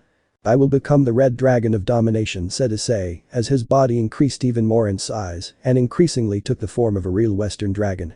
"It was always power," said another male voice. "It was always love," said another female voice. "I will sink you into the depths of the crimson purgatory," Issei said as he finished taking the form of a huge red dragon. "No matter how many times it is, you will choose the path of destruction." A huge amount of different voices were heard at the same time. Black felt intimidated in front of him. A huge and enraged dragon lunged at him and hit him, hearing a penetrate and then feeling a lot of pain, while a lot of Kai surrounded the huge dragon and said Kai was divine. He was instantly hit by an enraged Vegeta who hit him very hard, knocking him to the ground and leaving him badly hurt. Vegeta lifted him by the head and kicked him away before transforming into SSJ Blue. Black moved away a little and then began to increase his Kai, transforming into Super Saiyan Rose to counterattack Vegeta, but a kick from Trunks in SSSJ Rage threw him to the ground and he must admit that it hurt him. He had to jump to the side to avoid being bitten by the huge jaw of the furious dragon that managed to hit him with his tail and threw him somewhat far away. A voice was heard near him. "I see that things have become complicated for you, let me help you." Then a subject resembling the Kaioshin appeared. After that he launched himself against Trunks but was received by a blow to the belly and a Kai attack to the face, although he regenerated as if nothing had happened, which left the others in doubt. "An immortal," he said, Drake through the Juggernaut drive. Zamasu and Black were shocked to see that the huge dragon had revealed their secret. "You are not that big of a threat, so prepare yourself, you will be defeated," said Drake. Soon Issei returned to just his balance breaker and launched himself straight at Zamasu, while Black fought an impatient Goku and a furious Vegeta who complained about Goku butting into his fight. Gohan watched everything with Bulma and Mia as Vegeta asked him to take care of them from a possible enemy attack. He watched the battle impressed as he did not expect Issei to be so impulsive to launch himself like that against an unknown enemy, and due to the distance he could not hear the reference to him being immortal.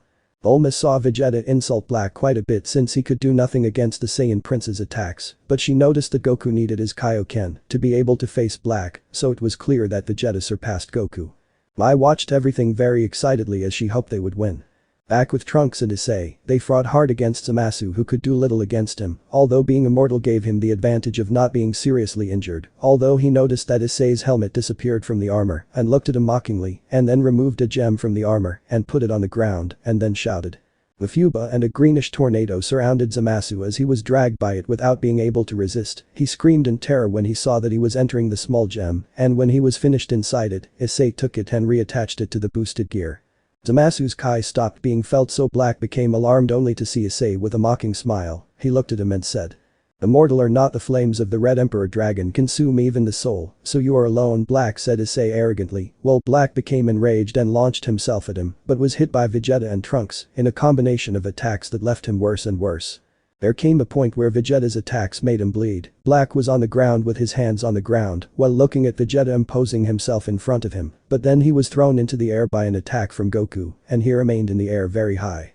Trunks stood next to his father and Vegeta said, "You will never be able to master the power of a cheap Saiyan copy of Kakarot, you are just an insect," he shouted the last in fury while charging his garlic hoe, along with Trunks, who also charged his to launch it together. Black tried to counter it with a great attack. Black's attack was losing ground when from another direction he managed to hear. "Kamehameha," Goku shouted. "Long Ina Smasher," announced Drake. A huge beam of emerald light and a combined Kamehameha hit him, causing him to stop his attack to receive the full attack of father and son, while he gave a heartbreaking scream before being completely pulverized without leaving a single trace of him. Trunks looked at this happily as they finally had the peace they so desired. Vegeta was satisfied, although somewhat annoyed by Goku and Issei's intervention, but he didn't blame them. Goku looked at everything happily, although he was disappointed since he wanted to fight longer with Black. He had even thought about giving him a hermit seed to increase the time of the fight.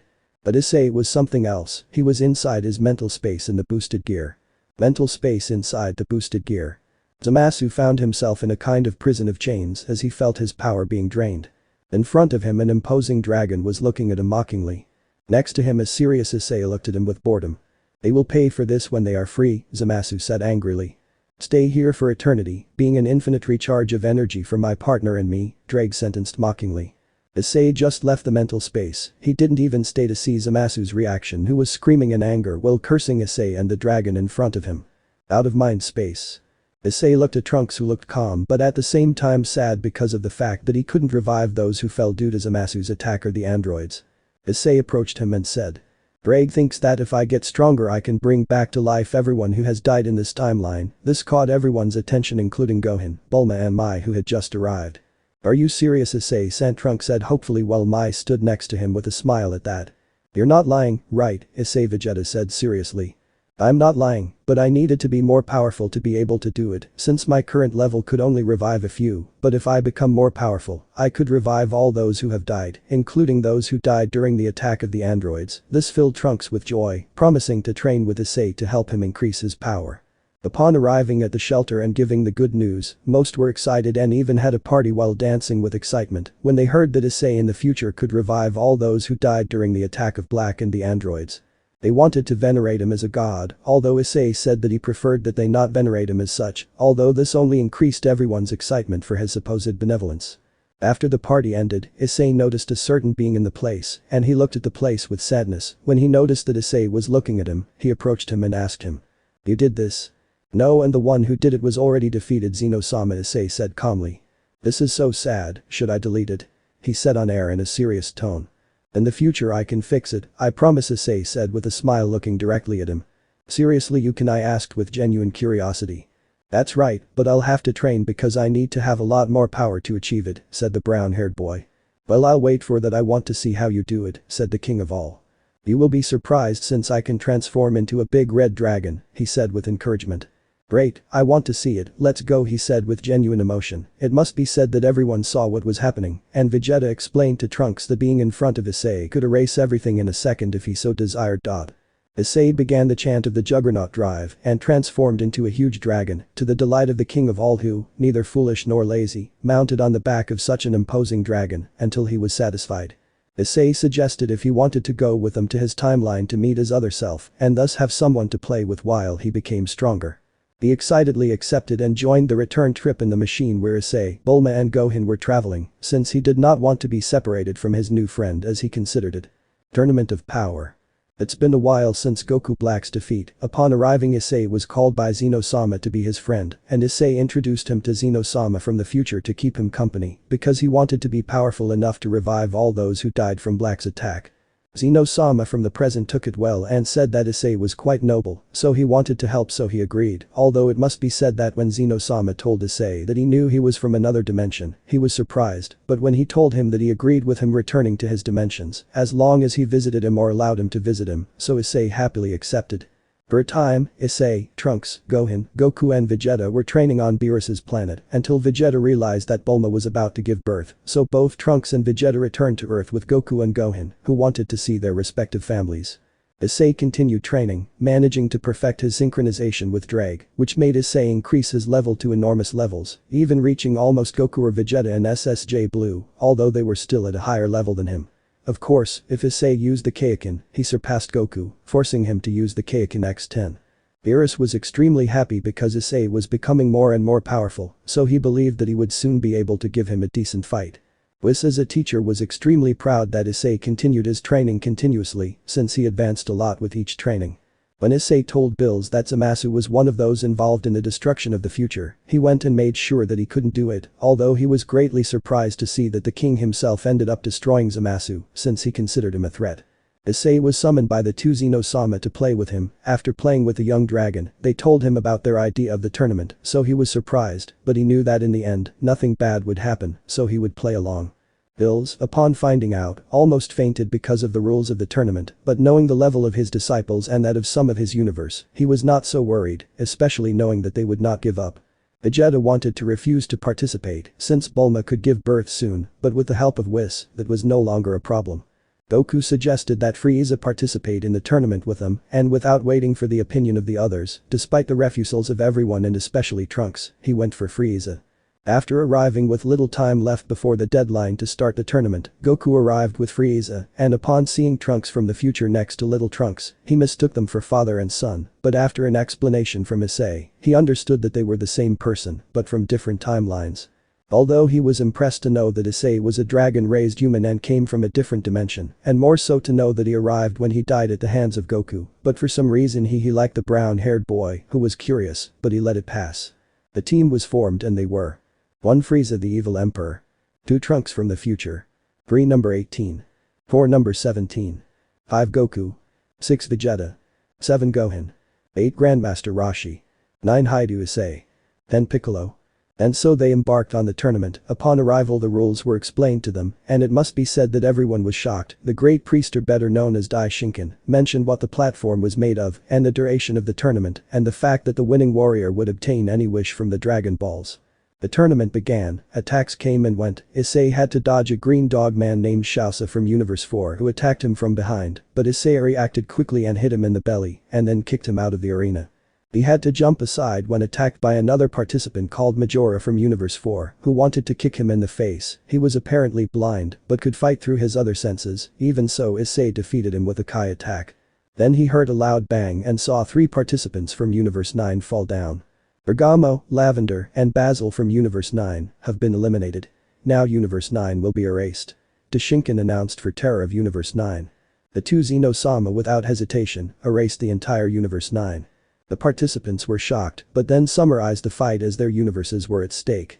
Suddenly Issei felt an enormous Saiyan Kai being expelled, so he could see how the participant Kale from Universe 6 went out of control launching attacks everywhere and he had to dodge a few, but suddenly she was knocked out by that mysterious warrior from Universe 11 called Jiren.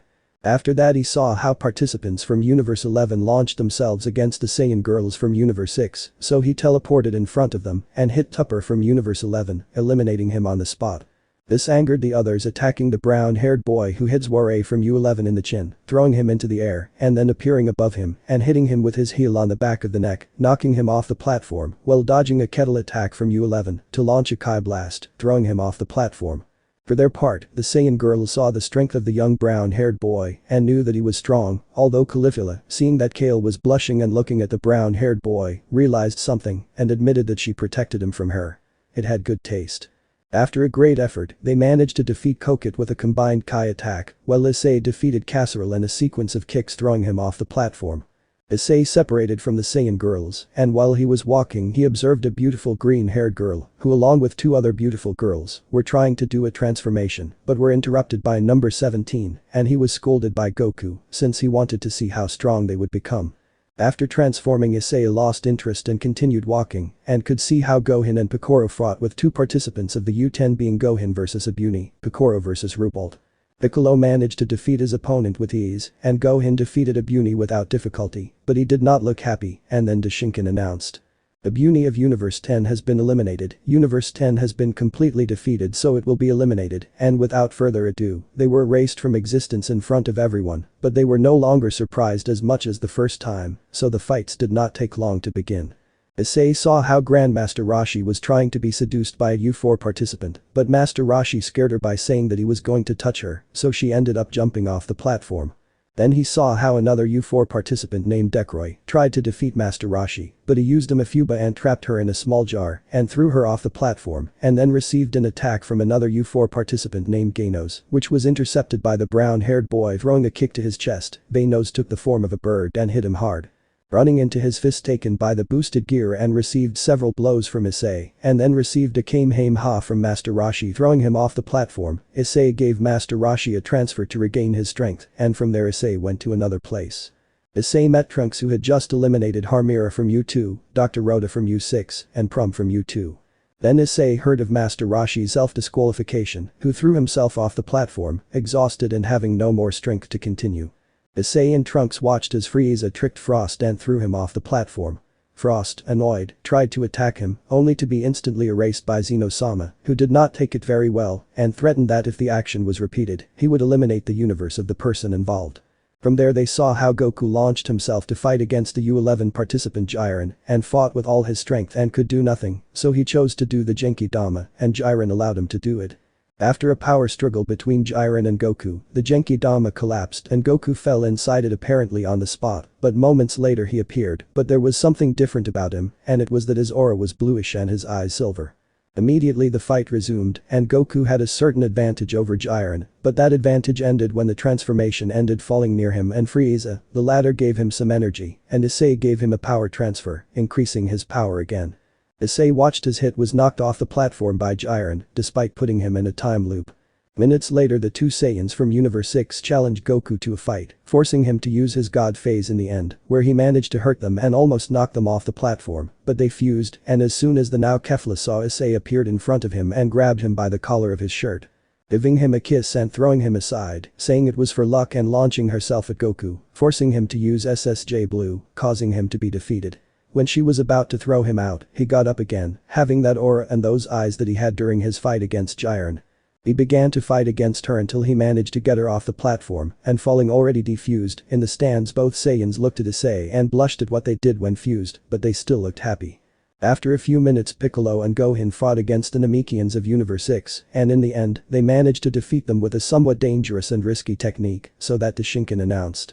Universe 6 has been defeated and will be eliminated, Shinken said. Champa said goodbye to Bills while Caulifla yelled at Issei that she liked him, blushing at the brown-haired boy, while Kale admitted that she also liked the brown-haired boy before disappearing. Within minutes, Goku defeated the last participants of Universe 2, causing the elimination of said universe, who said goodbye very animatedly before being erased from existence. After a somewhat problematic battle against Damon from Universe 4, he was defeated by number 17, causing the elimination of said universe, although Quintella spoke of taking them all with him, before disappearing from existence along with his universe. Minutes later the participants of Universe 3 merged forming Analyza, which was huge and very powerful, after a tough battle, and the sacrifice of number 18, to prevent number 17 from falling off the platform they managed to defeat him, thanks to Issei using his balance breaker for the first time. Drawing the attention of the rest of Universe 11 and the Destroyer God himself who asked for Issei to be disqualified, but both Zeno-sama refused, saying that it was part of the brown-haired man and that he was born with it, so Vermouth could not claim more and even less, because of the look that both Zeno-sama gave him, they truly intimidated him. Gohan began his battle against Dispo from Universe 11, but seeing that he could not win, he devised a plan with Trunks, while Issei managed to distract Dispo, causing both Saiyans to fuse through the metamorphosis dance, giving rise to Gohinks who managed to defeat Dispo, but lost his fusion quickly due to being too powerful. With only Jiren and Toppo left, they split up to fight, being Goku, Gohan, Vegeta and Trunks versus Jiren, and Issei, number 17 and Frieza versus Toppo. Frieza was attacking Toppo and provoking him until he unleashed his God of Destruction mode by putting aside his heroic side of him, thus defeating Frieza, now number 17, but failing to get them off the platform. For his part, in a moment of carelessness, Gohan was eliminated by Jiren with a single blow, while Trunks was hit in the stomach and then launched from a Kai attack off the platform. He almost managed to defeat Goku and Vegeta, with Goku getting up and using his Kaioken X20, while Vegeta achieved a new transformation. This one being stronger than the ordinary SSJ Blue and managing to confront Jiren, but still not able to defeat him. Suddenly, Jiren and Toppo regrouped when they saw that Goku and Vegeta were putting Jiren in slight trouble. Vegeta decided to fight Toppo, managing to defeat him after using the technique he used against Majin Buu in the past, and this time he managed to survive being stronger. For his part Toppo felt pretty bad about leaving Jiren against Universe 7. Jiren didn't seem to be affected by this and began to fight everyone at once, showing himself superior to them, while 17 sacrificed himself to protect Goku and Vegeta from an attack by Jiren, leaving himself unprotected, Frieza and Issei being devastated by the attack, leaving apparently only Issei somewhat injured and unconscious. Vegeta decided to face Jiren alone, but not having enough power, in a last act he granted his Kai to Goku as he fell from the platform. Goku faced Jiren but slowly lost power, becoming very weak, and at the last moment before receiving an attack from Jiren he was already behind him. Goku awakened the Ultra third time instinct, managing to give him more of a fight and putting Jiren in trouble, but he decided to use all his power, equalizing the situation and overcoming the situation, but unfortunately Goku managed to master the Ultra instinct, demonstrating supremacy. After fighting for a while and with very little platform to fight, Jiren fell to the ground weakened, but Goku suddenly fell to the ground due to the consequences of using Ultra Instinct, since overcoming the barriers so many times ended up taking his toll, leaving him in bad condition and being thrown off the platform, but he was saved by Frieza, who began to fight Jiren, along with number 17 and Issei, who had rejoined and did not look happy, so Goku, despite his condition, joined the fight. Jiren, despite being weakened, was still very strong, so Goku and Frieza decided to try to get him out so that Issei would appear in front of Jiren, Goku and Frieza, throwing the three of them off the platform, although Issei was surrounded by an aura similar to that of Ultra Instinct, but at the same time it was something very different. When Universe 11 fell out, it was eliminated, leaving number 17 as the winner. He was granted any wish he made, and this wish was for the erased universes to be restored again.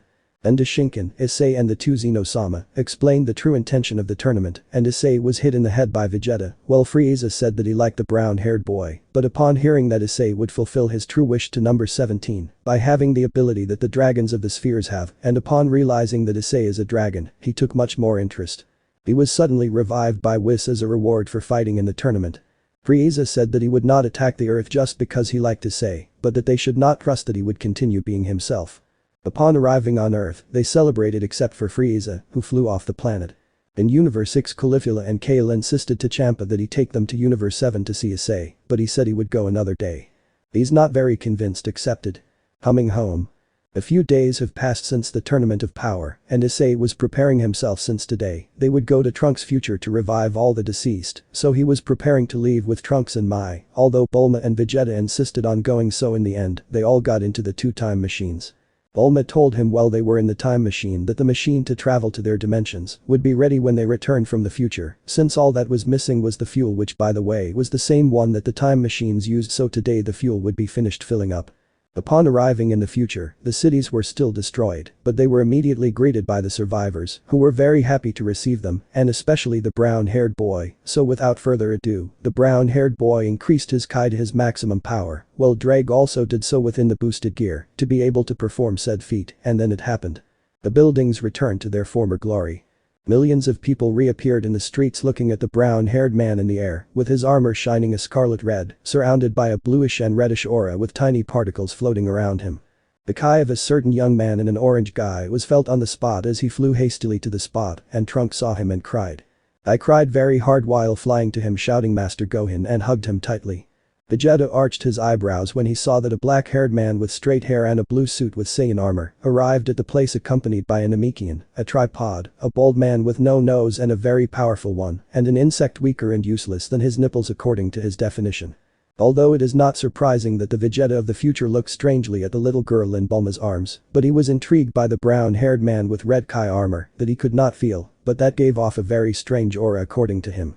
Then the brown-haired boy stopped shining, and with an imposing voice he looked at Trunks and said, I have fulfilled your wish, I have revived those who have died at the hands of the androids, and at the hands of Black, I also managed to revive the Supreme Kaio-sama, and Kibito, said Issei as he landed in front of him, so that Vegeta from the future looked cautiously at Issei.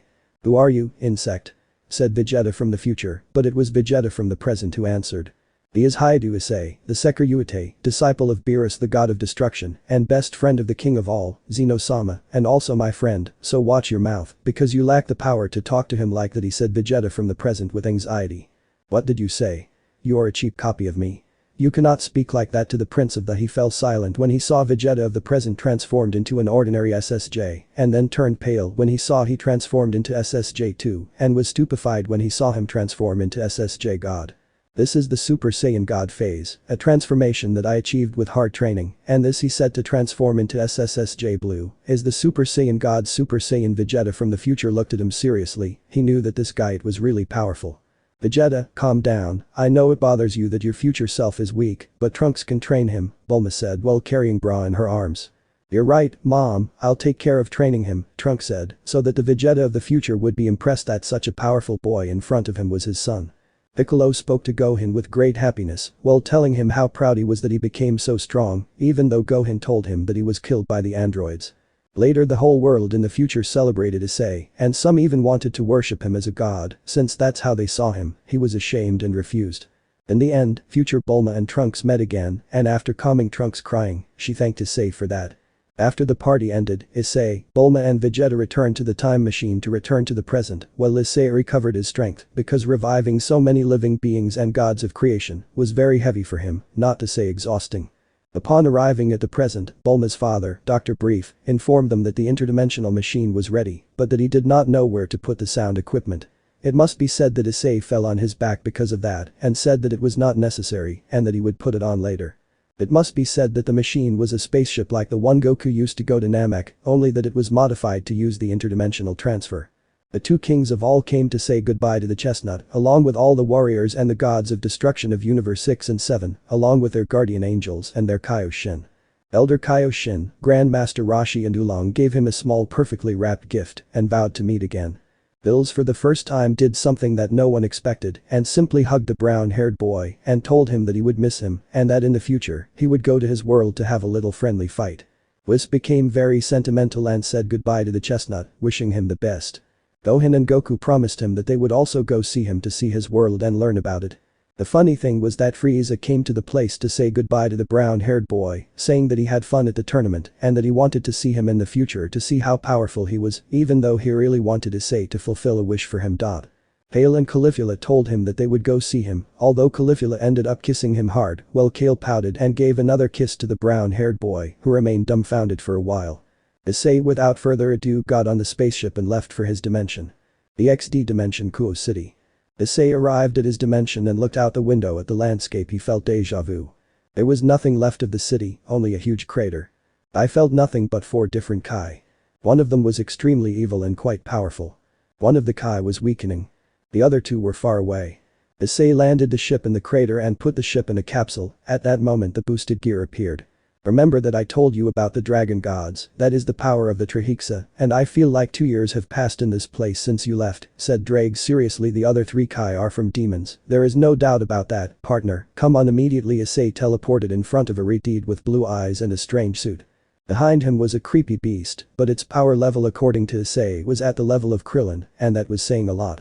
Issei appeared in front of the beast. It had 7 heads and horns on each of them, 7 tails of different shapes, its torso looked like that of a hunched primate, and its skin was a deep black with dragon scales, 4 huge and robust arms, a pair of legs and 6 pairs of wings.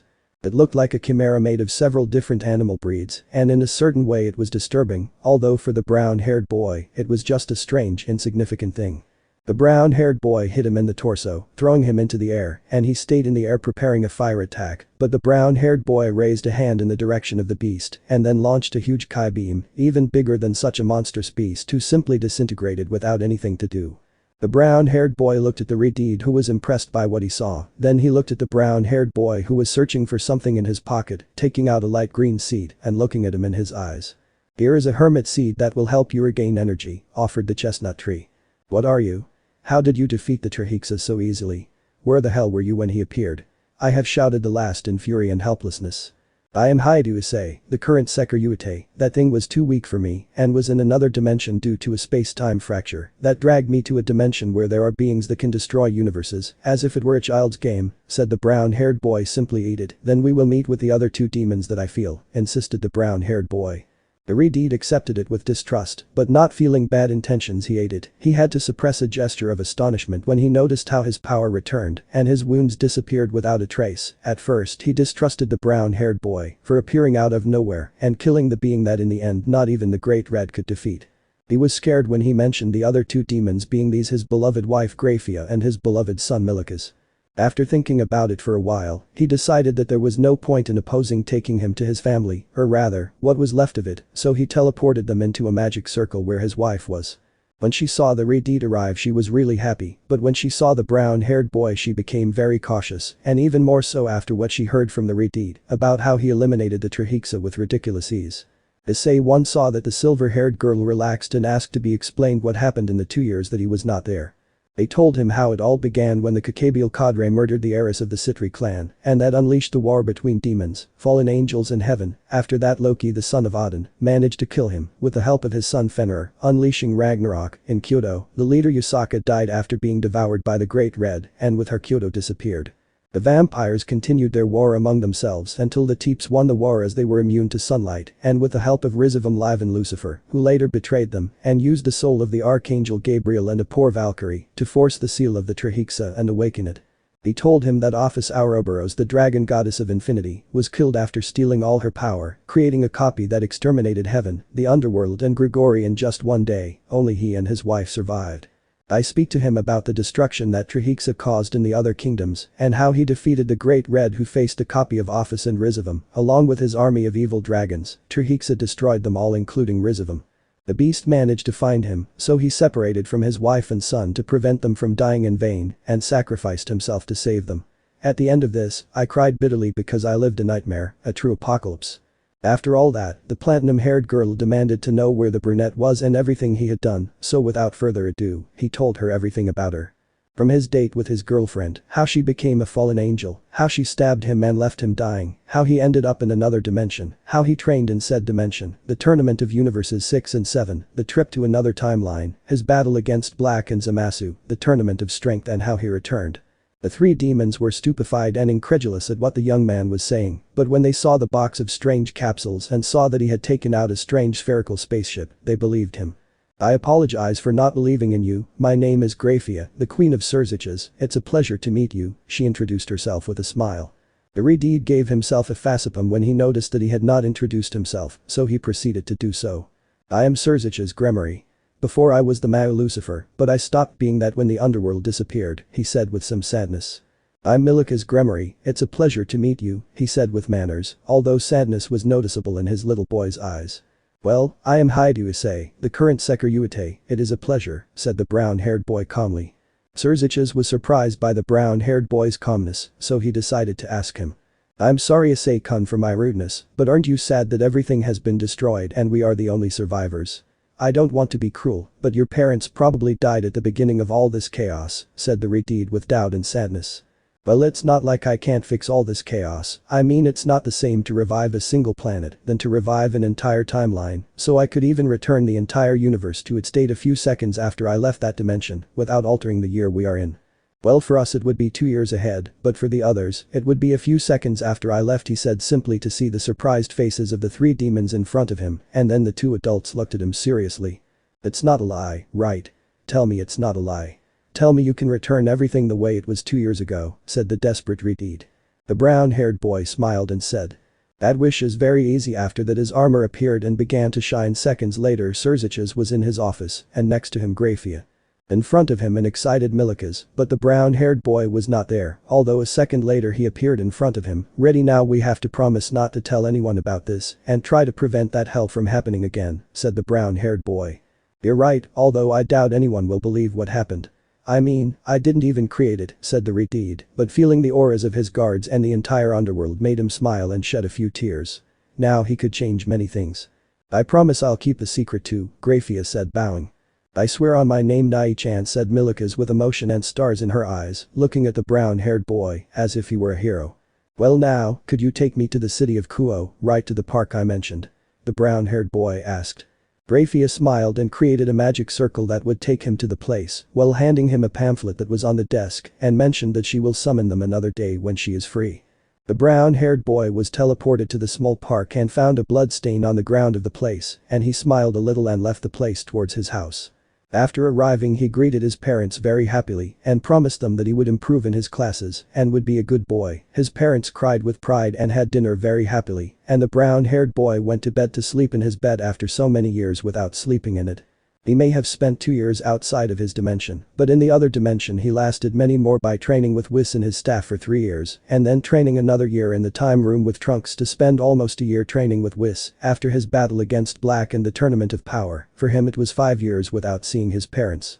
5 years without being at home, and finally he arrived home. With that in mind he went to bed. The next day he went to Kuo Academy, which although it was strange he missed. When he arrived at his classroom, he spoke with his 2 friends Mitsuda and Motohama. Some were impressed to see the brown-haired boy as he conveyed a certain maturity and intelligence that he had N''T had for days. For his part Issei was indifferent to this, although it was N''T that he didn't notice it.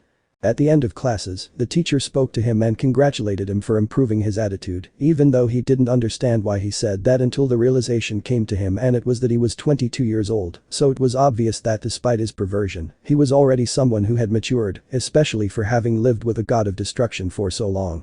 I thanked the teacher who, satisfied, went to the teacher's classroom.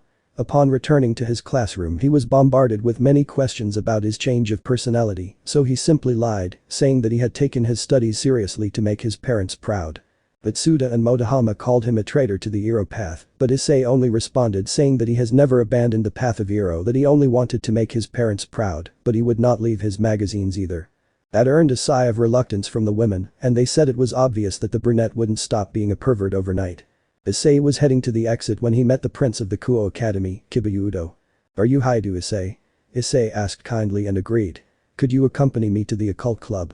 "Rias Butchu wants to see it," he said respectfully, and the brown-haired boy nodded again. He followed her until he reached the club, and there he saw her, the most beautiful woman he had ever seen in her life, and he knew the name of such a beautiful woman. "I am Rias Gremory, it's a pleasure to meet you Haidu Issei," said the red-haired beauty in front of him. Meeting. "I am Rias Gremory, it's a pleasure to meet you Haidu Issei," said the red-haired beauty in front of him.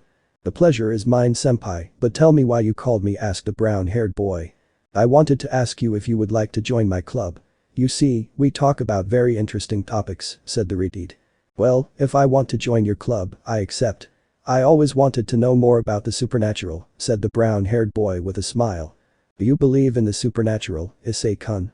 the redhead asked him, quite interested in what the brown-haired boy would tell her. "After my date on Sunday stabbed me by turning into a fallen angel, he did create quite a bit," he said simply, leaving Rias stunned. "Did you know it was her?" he asked seriously and incredulously. Yes, in fact I do have some basic knowledge of the supernatural world," he said very calmly. "And you know it's us?" he asked with his guard up a little, and Issei noticed it but intended not to notice. "The occult club, right?" he replied, causing Rias to lower her guard and almost fall to the ground. "Well, yes," she said, a little stunned, "but we are also demons," she said while everyone present except the brown-haired boy took out demon wings. He did not flinch. "You do not seem impressed to see demons in front of you," said the redhead. "Well, considering that my ex-girlfriend was a fallen angel, it was assumed that sooner or later the demons would look for me, but tell me senpai, what do they want from me?" he asked calmly as he finished his tea and Akeno served him more. "I'll get straight to the point, I want you to be part of my entourage," said the redhead seriously and confidently. Issei smiled inwardly as he knew he could not reincarnate him by any means, since he was very powerful. "Sure, go ahead Rias senpai," he said with a smile while laughing inside. Rias took her box of evil pieces from her desk and walked until she was in front of the brunette who was waiting patiently. She put a pawn on her chest, but she didn't notice any change, so she tried with 2 getting the same result. She had a hunch, so she tried with the 8 pieces, but the result was the same. She came to the conclusion that she couldn't reincarnate him. That frustrated her, so she decided to ask him. "Issei-kun, do you know the sacred gear?" The brown-haired boy agreed. "Do you happen to know what your sacred gear is, or if you have one?" I asked with doubt. "Yes, I actually have this," he said, "the boosted gear," and Rias was impressed. "The left arm of the Red Emperor Dragon, the boosted gear," he said simply, although inside he was laughing at the look of disbelief on the faces of the members of the occult club. "One of the 13 Longinus, you've mastered it enough, right?" the redhead asked, receiving an affirmation from the brown-haired girl. "That's why I couldn't reincarnate you, your power surely already surpasses that of a high-class devil at least, right?" The brown-haired girl nodded again while drinking his tea. "It's a pity that I can't reincarnate you," he said with sadness and a very noticeable. Only his queen and Issei really knew why. Akeno because she was the one Rias trusted the most, and Issei because Surziches told him when he met him, his possible trump card to get out of his commitment had been lost. Issei noticed the sadness in her eyes, so he decided to speak. "I propose an alliance between you and me, helping each other. You help me in whatever I may need, and I help you in the same way. I say having the help of the Securitate is not just anything," proposed Issei. Ria's face changed, and she even felt that her problems now had a solution, since Issei had basically proposed to help each other, so he could help her with her problem with Razor Phoenix. "I accepted the treaty. I, Rias Gremory, declared the alliance of the Gremory clan with the Securitate in order to help each other mutually accepted," he said with noticeable happiness. Hi do Issei, the current Sekiryuite, have accepted the alliance and declared it in motion, he said happily as he shook hands with the red-haired devil. After that the brown-haired boy left the place and decided to go to the park where it all began. He began to remember when he arrived in the other dimension, how he was saved, his 3 years training with Whis who taught him everything he now knew about Kai, the tournament against Universe 6, his battle against Zamasu, the time he trained with Trunks, the tournament of power, his return to his dimension and how he found it. He remembered the face Urzich's made when he destroyed the Trihexa. He laughed softly as he remembered said man, but then he felt an evil Kai behind him, so he turned around and saw a man dressed in a dark blue trench coat and a matching hat. He looked at him with an evil smile and said, I don't feel the presence of your comrades or even a magical mark, so I can deduce that you are a renegade demon, so if I kill you I wouldn't have any problem, he laughed evilly. I'm a dragon, not a demon, you fallen idiot, Issei said with annoyance. My apologies young dragon, I mistook you for demonic trash, the man apologized. You know, beings as rotten as you don't deserve to exist, so just disappear. With it he raised his index finger, and remembering the attacks that Frieza had done in the tournament of power, he launched one of those, hitting him in the chest before the astonished gaze of the fallen man who could do nothing and fell dead to the ground. Issei grabbed him by the trench coat and threw him into the air, launching a small ball of Kai, disintegrating him instantly. After that he left the place and walked until he reached his house. The next day, Issei woke up early to train on the ship he returned to, using the increased gravity to do push-ups with difficulty, as the level of gravity was excessive. After finishing training he put the ship away in a capsule, and in front of him, a magic circle appeared from which Rias and Akeno came out and looked at Issei, who was dressed only in his gym shorts and tennis shoes. Akeno looked lustfully at the brunette looking at his perfectly toned torso, imagining certain things while a thread of blood fell through his nostrils.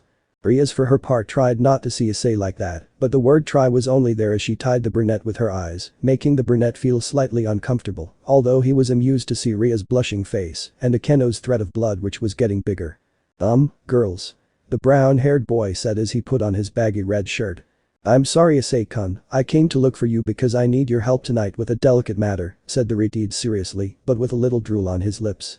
Of course Senpai, haha, well let's go to the academy, said the brown-haired boy smiling. Upon arriving at the place he took out a capsule with a mini refrigerator, and from it he took out a soda, offering everyone something that they accepted, although they wondered what kind of magic it was. When Rias was about to speak a magic circle appeared in the place, being this of the Gremory family. From such magic circle Surziches and Grafia came out with Milikas at their side, who upon seeing Issei ran towards him screaming. Ice Nai-chan, that puzzled everyone in the room except his Mao and his wife. How are you Milikas-kun? Issei said calmly. Well Nai-chan, quite happy because everything is fine now, said the little retard, but when he realized what he said he tensed up a little. What do you mean Milikas, asked Rias with curiosity. It's just that Issei-sama found Surziches in the city the other day and he was apparently drunk, so Milikas got worried when he got a hangover, Grafia said with a fake tone of annoyance, while Surziches had a tense face because of that. Did you know my brother Issei-kun? Rias asked in shock. Well, we met that day, and he talked a lot about Ella's dear little sister and how I missed her a lot, Issei said calmly, while Rias blushed and looked at Ella's brother to scream. Ani-sama completely red. Haha, yes, that's how it was, although I remember that you were also drunk, said Surziches amused. Obviously they were lying as they went along. It must be said that Milikas did not stop hugging the brown-haired boy whom he admired so much, something that surprised the retard, since the little boy was not that affectionate with anyone. After hours they went to classes where Issei only thought about what he would do from now on with the matter of the future end of the world, although it was not that he could not avoid it. And who cares? Issei walked towards the Kuo Academy, remembering the last thing Surziches had asked him for as a favor, which was to save his sister Ella from the arranged marriage with Razor Phoenix, which Issei accepted without hesitation, saying that the retard would not fall into such wicked hands. And speaking of falls, a young man fell in front of the chestnut tree. But why do I always fall, said the young nun. Issei seeing her felt the purest Kai he had ever felt, but far from just staring he approached her and offered his hand to her. Are you okay? The brown-haired boy asked with slight concern. Yes, thank you very much, she said, but a light wind blew away her veil, revealing her beautiful and innocent face. Issei quickly reached for the veil and handed it to her, making her smile and thank her for her help. It was nothing after that. Issei thought about how to continue the conversation with the blonde. I'm lost and I need help, said the blonde with a smile. And are you traveling? Issei asked. Oh, I'm not traveling, I was transferred to the church in the city, said the happy blonde. Oh, I see, the brown-haired boy replied. I'm glad I found a person as kind as you, it must be divine help, said the nun with great happiness. It could be, anyway I can take you if you want, said the brown-haired boy, but suddenly his stomach let out a growl, followed by that of the young nun. I suppose we'll eat first, said Issei with sadness, and the nun thanked him with happiness. Without a doubt the young man was a very kind person.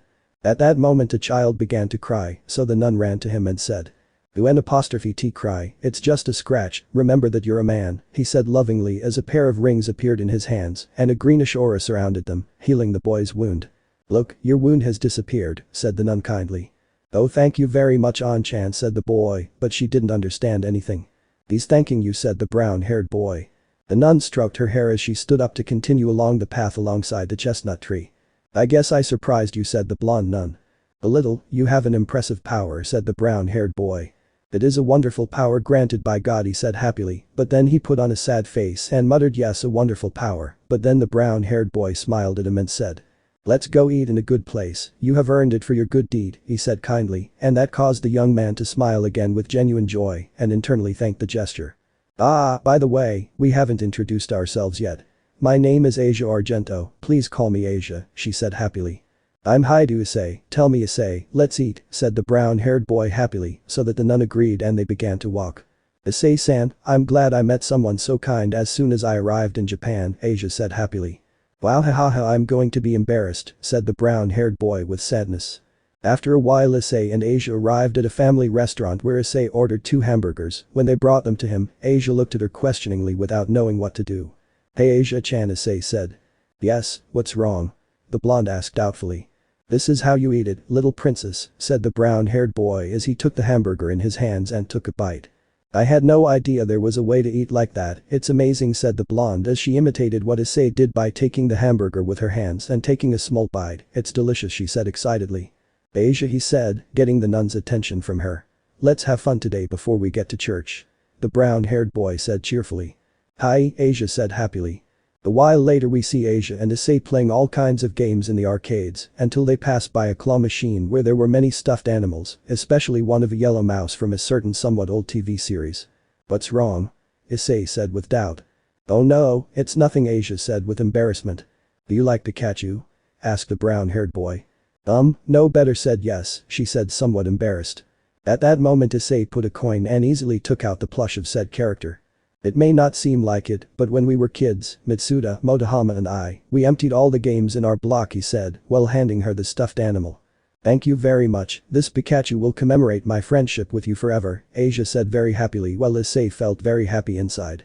It had been a long time since he had had so much fun with someone since being in another reality and going through everything that happened since he met Bills, he didn't have fun like that. From there they went to a public fountain where Issei bought some canned sodas for both of them. "This is the most fun thing I've ever had in my life," Asia said with great happiness. "You know, I want to tell you about my life. It might not be very entertaining and you might get bored," she said with a little sadness. "Let's go to a more private place," said Issei as they left the place to go to a fountain where there was no one. When they arrived, Asia spoke. "Shortly after I was born, my parents abandoned me in front of a church in a small village in Europe. Someone found me crying and that's where I was raised. Then, when I turned 8, an injured little dog came into the church. I prayed for him with all my power and then a miracle happened. After that, they took me to a big church where the injured and sick came from all over the world to be healed by my prayers. Helping people," she said in a happy tone, but then she put on a very sad face. "Issei-san, but before she could speak, she was interrupted by someone else. "So here you were," Asia said to a black-haired girl with black wings which Issei recognized in an instant. "Hey, so you were reincarnated as a demon, Issei," she said in a mocking tone. "What do you want, fallen angel?" Issei said in a clear tone of boredom, while Asia was scared because she feared for her new brown-haired friend. "Since you are merely a demon's pet, could you please refrain from hurting my ears with your filthy voice?" This made Issei want to laugh while Drake laughed out loud inside the boosted gear because the fall was nothing to them. "You're in the way," said the fallen angel, while holding a spear of light. "This time I'll make sure you're completely destroyed," she said arrogantly. "It's been so long since I fell, for you only a few days, but for me 5 long years, although I doubt you can hurt me with that useless spear of light. As for a demon, you are wrong, I am a dragon," Issei shouted the last thing, while his eyes changed shape to those of Drake. "Issei sent a dragon?" Asia wondered. "Wow, you were a dragon, but who cares? You're just a weakling. You'll never be able to defeat me," said the fallen angel, launching his attack that hit Issei in the chest but ended up breaking into pieces. "How?" she said, astonished. Oh, I didn't even feel like saying that. He touched Asia's shoulder of Ella and put two fingers on her forehead of Ella, disappearing from the spot for a few seconds and then reappearing with a mocking smile. What did you do? Where is that useless girl? Rainer shouted in anger. As you said, who cares? The dead do an apostrophe T need answers, Issei said as he raised one of his fingers towards Rainer and fired a small flash of light that hit her fallen girl's chest, but did an apostrophe T harm her? She then began to levitate. What's wrong with me? It's not helping, Rainer screamed. This technique that Frieza taught me is worth using. Now don't move, you see, I'm going to kill you, Issei said boredly as he raised his hand in the air, and Rainer rose as well. Issei knew, oh, and then it exploded. Issei looked at this and made a smile, then teleported to the occult club where he left Asia. Seconds before the hidden club room. Rias was shocked as Issei appeared next to a nun, and then he disappeared, leaving her there alone. She didn't know what to do, so she just offered to sit and wait for Issei. Asia told her everything that had happened, and she became restless when she heard that 5 years had passed for him. After a while he appeared and looked at Rias. I know you have doubts and I'm willing to answer them, said Issei. Well, what does that mean, 5 years ago, if supposedly that happened a few days ago, and how did you teleport here like that? Rias said, something serious. Well, it all started like this. The pair of crows and the big bird. Issei had just told everything that had happened since a long time ago to him, but he omitted the last thing, being that of defeating the Trihexa, and the fact that only Surzichas, Grafia and Milikas had survived the end of the world, although he lied about his power level, so as not to seem so colossally powerful. It must be said that everyone in the room was stupefied because hearing about his adventures in those 5 years did not sound so easy, because fighting with beings of that magnitude of power sounded ridiculous, but feeling that strong presence in him made them believe him. He lied to them about the power level of everyone, counting the least powerful. Issei-san, so you are older than us? Asia asked. That's right, 5 years older, but thanks to the Dragon Balls I'm still 17. I know it's crazy, but I have some things from that world here, he said, taking out his capsules and taking out one of them, a small refrigerator with the initials Capsule Corporation. From it he took out some cans of soda and offered one to each of them. So that's all that happened. Wow, you've been through some tough times, Issei-kun, Akeno said as she looked at the can with curiosity, because the can had things written on it in English. That's right, I went through a lot, but thanks to that I can defend myself, Issei said, and then looked at Asia. By the way, what did she want to do with you? He asked with great curiosity. Oh, I hope you don't get mad at me, but the reason Rainer-san was looking for me was because the fallen angels took me in after I was excommunicated from the church, said Asia quite sadly. Oh, don't worry, Rias-senpai has a deal with me, so don't worry. We'll fix your problem. By the way, do you have a place to stay? The brown-haired boy asked. No, I answered, embarrassed. Well, you can stay at my house. We have some free rooms, and I'm sure my parents will accept you in the house if I tell them you're an exchange student. What do you say, Rias-senpai? Said the brown-haired boy. I'll see what I can do, Issei-kun, Rias said calmly, but then she remembered something. Issei-kun, what happened with the fall when you defended Asia-san? The redhead asked. I killed her, she owed me that after what she did to me, and I sensed that she wanted to do something similar to Asia, Issei said seriously. I see, by any chance did you kill a fallen man in one of the parks in Kuo 2 days ago? Rias asked again. Hey, 2 days ago? The brown-haired boy wondered until he remembered the guy in the trench coat he had killed in the park where Rainer had attacked him. I think it's the same guy, he said with a drop of sweat on the back of his neck. Ah, I see, well Issei-kun, I actually wanted to ask you in favor today, said the redhead. Rias-senpai, answered the brown-haired boy. I need you to exterminate 2 more fallen that remain in the place. According to my investigation there were 4 fallen lurking in the city, but since the demons are in a temporary truce with the angels and the fallen, we cannot take sides in all this just like that, but you not being directly related to a faction can do it, so could you take care of this? Said the redhead with a clear look of pleading on her face. That emotion managed to move something in Issei, making him make a decision. Give me the address, I'll take care of everything tonight, said the brown-haired boy, making the redhead smile who had a little blush. Rias gave him the address, which turned out to be the old church of Kuo. Well, let's go to my house, Asia, I have to talk to them, said the brown-haired boy with a smile. Hi, but Issei-san, why are you helping me with this? I could never repay you, said the blonde nun sadly. Issei smiled a little and looked at her to say, you don't have to do it, if there's a way to help you I'll be happy to do it, said the brown-haired boy, blushing at the blonde. That caused a little jealousy in Rias. You too, Rias. I'll help you with whatever. This made the redhead blush a lot. The brown-haired boy walked next to the blonde and took her by the shoulder, putting 2 fingers on her forehead and disappearing. What do you think about all this, Rias? Akeno said but received no answer and looked at the Redeed to see her blushing looking where the brown-haired boy had been before Rias. "Do you?" she said but didn't finish when she saw that she wasn't even paying attention to him and that made her laugh, but a hint of jealousy came over her. She also felt captivated by the brown-haired boy. But Issei. After explaining Ella's blonde situation to her parents, they agreed to take care of her at home, while the brown-haired boy went to the place where the old church of the city was. Upon arriving he could sense that the place was infested with evil presences. He simply entered through the door to be greeted by a pair of hooded men. "The church is closed at this moment, young man, come back another time to this house of our Lord," said one. "No, I have business here with you," he said, and then raised his index finger to eye. After that a pair of Kai attacks went through the two of them, killing them. Suddenly more of these arrived, but with swords of light and attacked him but a single blow and they were dead. For the brown-haired man this was child's play. Suddenly he felt a pair of dark presences. "Damn human," said to blue-haired girl. "How dare you, scum," said a blonde dressed in a gothic Lolita outfit.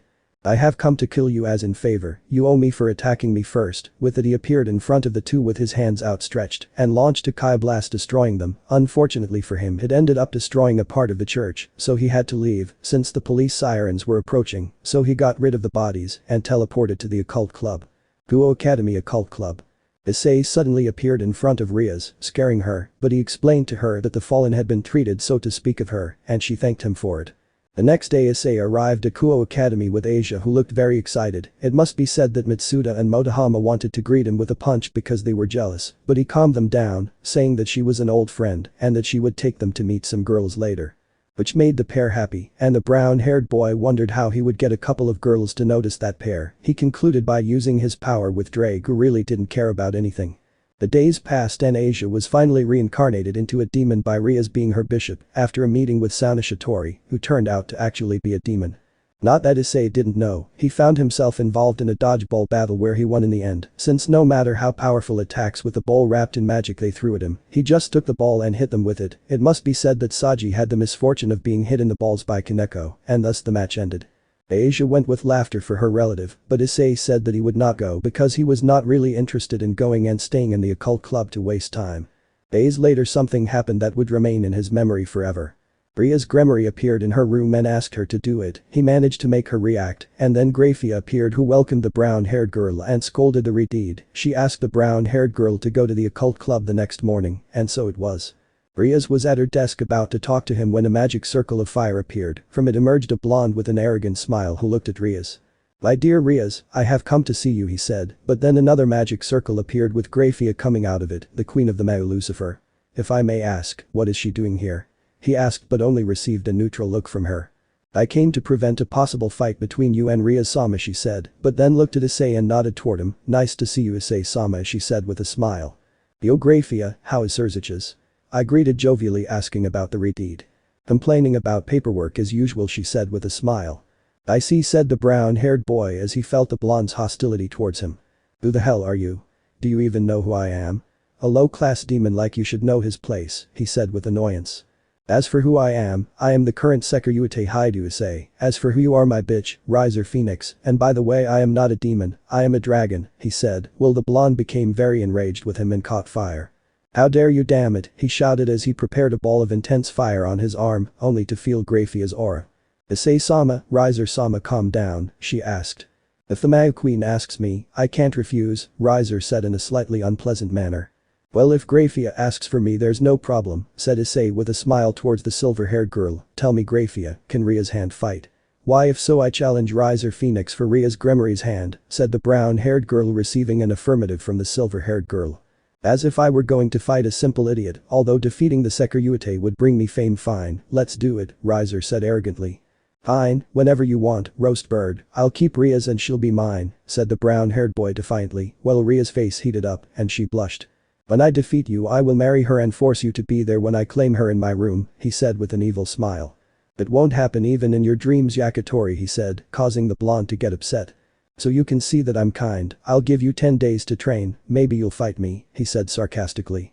"Nah, it happened, we fight tomorrow night, it will be the last time you see my Rias," said the brown-haired boy with an arrogant and overbearing smile very rare in him.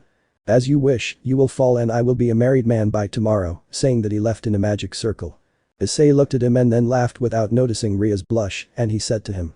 I won't force you to be with me, but this is a good opportunity to free you from him, said the brown-haired boy to be surrounded from behind by the same rivers. Aka, he said, leaning his face on the chestnut's back. Battle versus Phoenix. Issei was in the occult club room with a somewhat anxious laugh, because today he would compete for her hand, and although she would usually have been upset by it, the thought of being engaged to the brown-haired boy made her heart beat fast. The brown-haired boy, for his part, noticed the not-so-discreet glances that the redhead gave him as well as the small pouts that a certain blonde had, although oblivious to this was a brunette who saw everything with a mix of emotions that ranged from worry, jealousy and longing, to a deep love that she believed would never be reciprocated, but even so she would not give up. She would find a way to be with the brown-haired boy. The brown-haired boy was wearing a tight black t-shirt that showed off his muscles, as well as loose black pants and black military-style boots. He was doing some warm-up exercises before the fight he would have against the blonde Phoenix.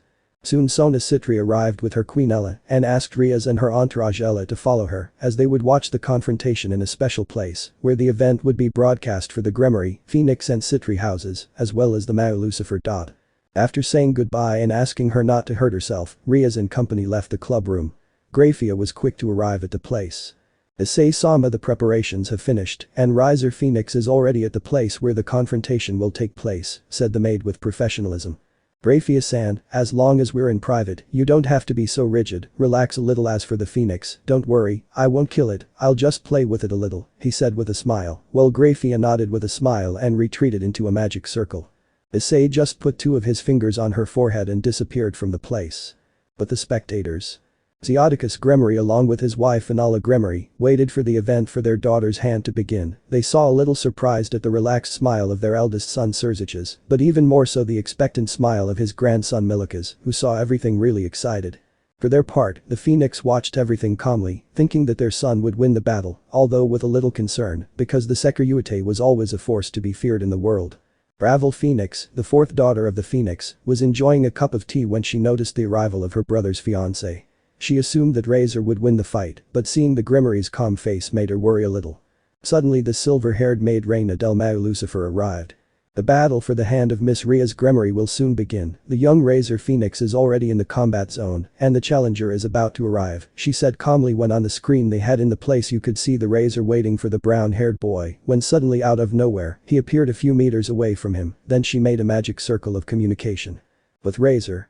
He waited impatiently for the brown-haired boy, he wanted to demonstrate his power in front of the Mao Lucifer and show the world that Rias was his shame that his opponent was really impossible for him, although he didn't know it. Suddenly the chestnut that challenged him appeared in front of him a few meters away from him. Looks like you didn't end up running away, when I'm done I'll be a married man, and you'll be on the ground like the trash you are, the blonde said, but the brown-haired boy just cleaned his ear with his pinky while looking at him distractedly. Did you say something? He asked with disinterest. Razor was about to attack him when a communication magic circle appeared above the two of them. Welcome to this fight today. I am Grafia Lucifuge, Queen of the Mao Lucifer, and I am here today to be the referee of this fight. Today the third son of the Phoenix Razor Phoenix House will face the current Securitate Haidu Issei for the hand of Miss Rias Gremory. This fight will be observed by the leaders of the Gremory, Phoenix and Citri houses, as well as the current Mao Lucifer. The rules of the fight are as follows. First rule, the use of lethal weapons including sacred gear is prohibited. Second rule, killing the opponent is prohibited, but still the field has the expulsion system of the rating games, so they can unleash their power. Third rule, the winner will be defined when one of the contenders surrenders or is unconscious, as well as in the extreme case in which one dies. Luck to the contenders, and may the best win. The fight begins in 3 minutes. After that Grafia finished using the communication circle, but he did not disappear, making it clear that she would announce the start of the fight. You are at a disadvantage, Securitate. If you surrender it will be fine for you, you will avoid pain, Razor Phoenix said arrogantly. That rule was so that you wouldn't die at the beginning of the fight. You're still insignificant to me, Insect said Issei while smiling inside as he remembered the Saiyan prince and his typical way of referring to his enemies. But the spectators. Rias was shocked when it was said that the brunette couldn't use her sacred gear, but seeing him so relaxed was quite a surprise to her, as if she had expected it. That boy will lose the fight, his best weapon has just been banned for the match, so his chances have been reduced to 0, said the Citri Patriarch. Don't trust me, he actually requested that rule himself, said the Mao with a confident smile, he's already strong enough without it, believe me. Nai-chan won't lose that, I know, Milika said confidently. They say that without his sacred gear he is strong enough to face my son. Patriarch Phoenix asked with doubt. You better see for yourself, the fight is about to begin, said the Mao calmly while taking a glass of wine. But the fighters. Issei waited calmly in his place with his arms crossed and his eyes closed for the signal to be given for the fight to begin. For his part, Razor was anxious to finish this, but then thought that it would be better to teach the brown-haired boy a lesson, especially now that he couldn't use his sacred gear. The two were interrupted when Grafia spoke through the magic circle. The fight begins now, the silver screen announced. The blonde jumped straight at the brown-haired boy who only saw him coming. He attacked the brown-haired boy with a punch in the face, but he only moved his head to the side still with his arms crossed and then gave the blonde a punch in the stomach, bending him over and throwing him away with a kick to the face. Razor stood up in anger and launched a powerful fireball at the brown-haired boy who didn't even bother to move, dispersing it with a wave of Kai, as if it were nothing. The Phoenix surrounded himself with angry fire and launched a powerful kick towards the brown-haired boy, but he countered it with his palm and then disappeared and reappeared above the blonde, giving a hammer blow, sinking him into the ground and then taking him by the leg and crashing him into the ground again and kicking him away. If that's all you have, you're nothing to me, the brown-haired boy said with a bored look. Razor stood up in a rage as he gathered a massive amount of fire upon himself and finished charging a fireball of at least 5 meters that burned with great intensity, so much so that the ground beneath Razor began to boil and melt. Feel for yourself the true flames of a phoenix, you will regret having humiliated me like that, damn human, he shouted in anger as he threw the fireball with all his strength towards the brown-haired boy, who did not dodge it. Well, there was a powerful explosion of flames in the place. But the spectators. Rias screamed desperately at the screen in tears as she watched a brown-haired boy being consumed by them. Patriarch Phoenix stood up from his seat with a bitter face. Give my condolences to the young man's family, this battle is over, he said, but then everyone noticed the smile of the Mao Lucifer. You're right, this battle is over, look closely at the screen, he said, and everyone noticed a figure in the flames. But the contenders. Razor looked at the sea of flames in the place with an arrogant smile, although deep down he felt a little bad for killing the brown-haired boy. It could have been a good piece for when his sister Duel decided to have her own evil peace game. If this is all your power, I am disappointed. I heard a voice come out of the burning fire which seemed to increase its intensity. Trying to kill a dragon with fire is like wanting to kill an angel with a sacred sword. It is possible, but it will not cause as much damage as you expect. The fire finally dissipated, showing the brown-haired boy intact, not even his clothes were damaged. He raised his hand and pointed at him, take this, after saying that a beam of energy pierced the blonde's leg, making him scream in pain. This was followed by other attacks that pierced his limbs, leaving the blonde injured. The brown-haired boy began to walk towards him. You are just a grain of sand in the void of the cosmos and I am bigger than this universe itself, insect, saying that he launched a ball of Kai hitting the blonde full on, which was immediately expelled by the game rating system. I guess I won, he said to put his fingers on his forehead and disappear. But the spectators. They saw how Razor was barely recovering from his wounds. At this rate he would die on the ground while his mother held him crying her eyes out. The brown-haired boy appeared in front of her and the blonde boy then took out a seed from a bag he had in his hands. Eat it, it regenerates you instantly, he said, putting the seed in the blonde's mouth and closing it with a blow to the head, making him swallow. Everyone watched in shock as he instantly regenerated, just as the brown-haired boy said, I am not a lover of killing, nor am I someone cruel enough to separate a mother from her child. You've lost, Razor, and Ria's hand is now mine. Don't sink into depression and get stronger. I'll be waiting for a fight again whenever you want, roasted bird, said the brown-haired boy to turn around. Wait, why did you save him? My son was your enemy no matter what, so why? The matriarch said, still on the ground holding her son, who stared at the brunette intently, but without any feeling of resentment or hatred.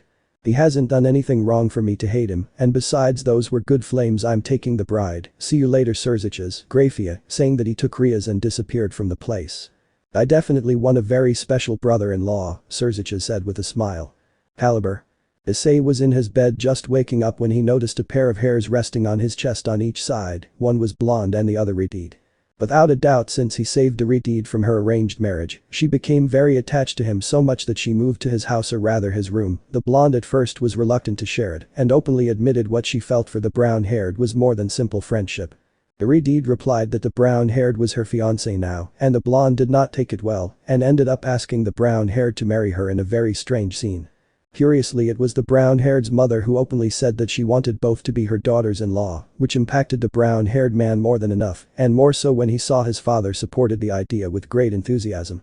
These weeks were definitely crazy for the brown-haired man, who in the afternoons trained in the interdimensional machine with increased gravity of thousands of times in order not to lose power. It must be said that Surziches insisted a week ago that he make a slight modification to his house, as slight as a 6-story mansion with 3 underground floors would be. It must be said that the Mao told him that he owed the chestnut so much that this was nothing more than a small incentive for what he really intended to pay him. The brown-haired boy noticed how the blonde moved in her sleep and smiled with a certain tenderness that made him smile a lot, then his eyes met a pair of sapphire blue eyes staring at him with all the love in the world. Rias had woken up and she approached his face and kissed him with deep love. "Good morning, eyes, did you sleep well?" the redhead asked with a shy look. "Like never before, Rias-chan," said the brown-haired boy to see how she was blushing. "Chan? I'm your senpai, Ice," she said with a smile. "I am 4 years older than you, miss," he replied with a playful smile. "Ara, but at the academy you are still in 2nd year, so I am your senpai," she said with a triumphant smile. "My beloved senpai you should add," he said while she blushed. "Ooh, Ice," she approached with a really happy smile. "Is it daylight already?" a sleepy blonde asked, opening her eyes to look at Issei, while carving one of them in a cute way.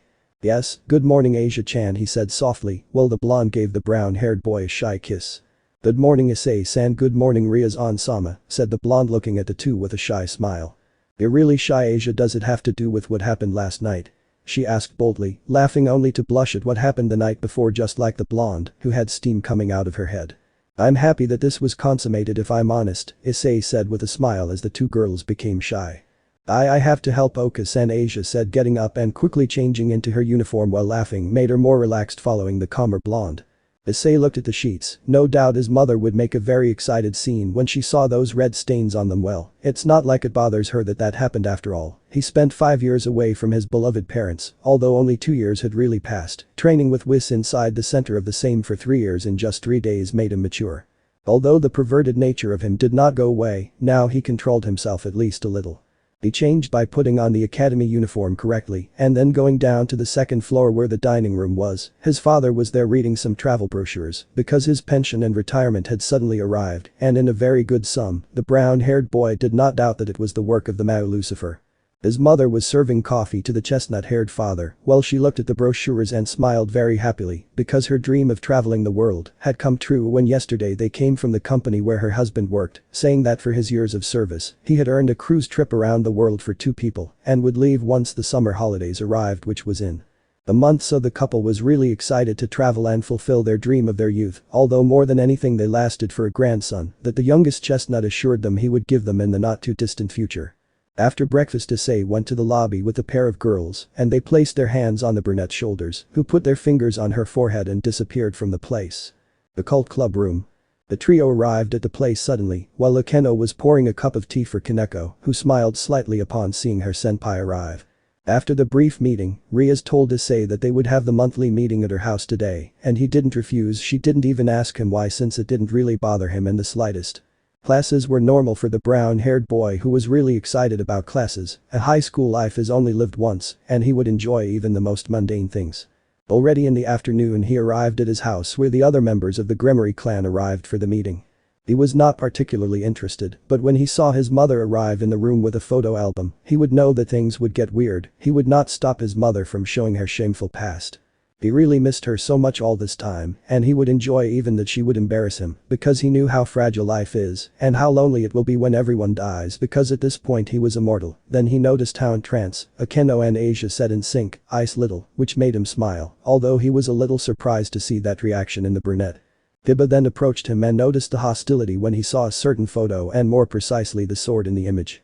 He later accompanied the group because they would eliminate a demon who was renegading. Tiba was distracted in combat and Kaneko almost got hurt in the battle if it weren't for the fact that the brown-haired boy simply used himself as a human shield, but he didn't receive the slightest damage and eliminated the renegade demon with a single attack. Rias ended up slapping and giving away Kiba, who only apologized and left but was caught by Issei. "Since you saw that photo with the sword you act like an idiot. I don't want to remind you that if you hurt Rias a little there will be consequences, Kiba. I advise you to behave. I already know what happened with the Sacred Sword project, and I will tell you that if they saw you they would feel ashamed to see you act like that. If you behave I will help you with your revenge, and I can probably revive them, but make Rias cry and I will annihilate you, insect," said the brown-haired man with a serious look and passed next to the blonde who was paralyzed. "We'll talk tomorrow at the academy, Kiba," he returned with Rias, while Kiba left the place somewhat tense. When he got home he felt a couple of presences next to his mother, but none of them seemed relatively hostile, so he entered even with the fear that Asia and Rias had. "Oh Issei, how good that you arrived, look who came to visit us," said the mother of the brown-haired boy who, upon seeing the girl, could not identify her. She's your childhood friend Avella, you knew her as Shidu the dragon casually commented. "Wasn't that a boy?" she wondered before smiling. "Shidu-chan, it's good to see you healthy," the brown-haired boy said with a smile as he rejoiced. "Issei-kun, it's nice to see you again," she was very happy to be recognized. "Look at you, you've become very beautiful in these years hahaha, although I still remember all the nonsense we got into." The brown-haired boy smiled, while the brown-haired girl with pigtails blushed a little. "True Issei, Irina has certainly done you good these years," said the brown-haired boy's mother. Then he looked at the blue-haired girl who was staring at Rias and Asia with a certain level of hostility. "I suppose you are Irina's friend, a pleasure, I am Haidu Issei." He extended his hand, and out of courtesy, he squeezed the brunette's hand tightly, but when he noticed that no matter how hard he squeezed, he didn't even flinch, he stopped. "The pleasure is mine, I'm Zenobia Quarta, I'm sorry, but we both have to leave," she said calmly. "Stay for dinner, I insist that you stay," said the brown-haired man when he saw that the blue-haired girl was going to reply, and when he felt that he could not refuse he ended up accepting. Challenging this guy would be dangerous, she was not stupid, this guy was in a different league, she felt the dragonic aura in him. After dinner and the brown-haired boy's mother preparing the guest room for them, the pair of girls stayed to sleep, although in the middle of the night Issei knocked on their door and invited them to his room to chat, they did not refuse. "It's good to see you Irina, I see you're an exorcist now, maybe it sounds harsh, but what are you doing in demonic territory?" I asked this last one seriously. "I'm also glad to see you Issei-kun, although I didn't think you would turn into a demon," she said with a little disappointment. "He's a dragon Irina, I can feel him coming, that dragonic aura," said Zenobia making Irina look at the brunette impressed, and then the blue-haired girl looked at the redeed. "As for what we came for is to inform our presence in this city, a month ago fallen angels stole 3 of the sacred swords Excalibur. We have been sent to recover them and to be honest, I wish the demons did not intervene in this if possible," she said seriously. "I regret to inform you that the one you are facing is Kakabiel who is acting on his own. This afternoon I was informed of this and I was asked to deal with him as a favor. I do not intend to refuse since he represents a danger to my family," said the brown-haired man seriously while showing him a document sent by the Mao Lucifer, in which he explained the situation. "I see, a fallen angel level cadre, the renegade priest Fried Selzen, and the genocidal bishop Valper Galilei," said the blue-haired girl, and as she read further, she noticed the Mao's request that he help the exorcists recover the Excalibur, or in case of emergency destroy them. "I have a question, why would the Mao Lucifer ask a dragon for a favor like that?" she asked, looking at him carefully since he seemed not to be part of the demonic faction, but had strong connections to it. "He's a drinking buddy, so to speak," haha he laughed, scratching his cheek before feeling one of them being pulled by the laughter. "I still hasn't forgotten that you met my brother by getting him drunk," said the redeed slightly annoyed by remembering that matter, even if it was a blatant lie by the Mao and the brown-haired boy to hide the truth. "Oh and I'm his brother-in-law," he said without caring that Rissa blushed and hid her totally red face behind her back. "I'm also Asia Argento's partner in case you were wondering," he said making the former nun hide with a redeed in shame, "and I'm the current Securite," he finished seriously, although when he noticed that Irina lowered her head sadly he told her, "Irina still hasn't forgotten. But you stole a kiss from me when we were children even if I was asleep." I realized although it was awkward because I thought you were a boy, but after thinking about it, I realized you were a girl. "I'll ask Michael if I can talk to God to ask for your hand too. You must accept the consequences Irina," he said making her blush while Rissa and Asia felt annoyed, but they knew that it was impossible for a dragon to have a single partner unless one of the caliber of the Securite. Rafia herself was the one who had told them that. "Now that I think about it Akeno, it would also be good to talk to her," said the brown-haired boy, making the 3 girls a little upset. "Well that's a topic for another day.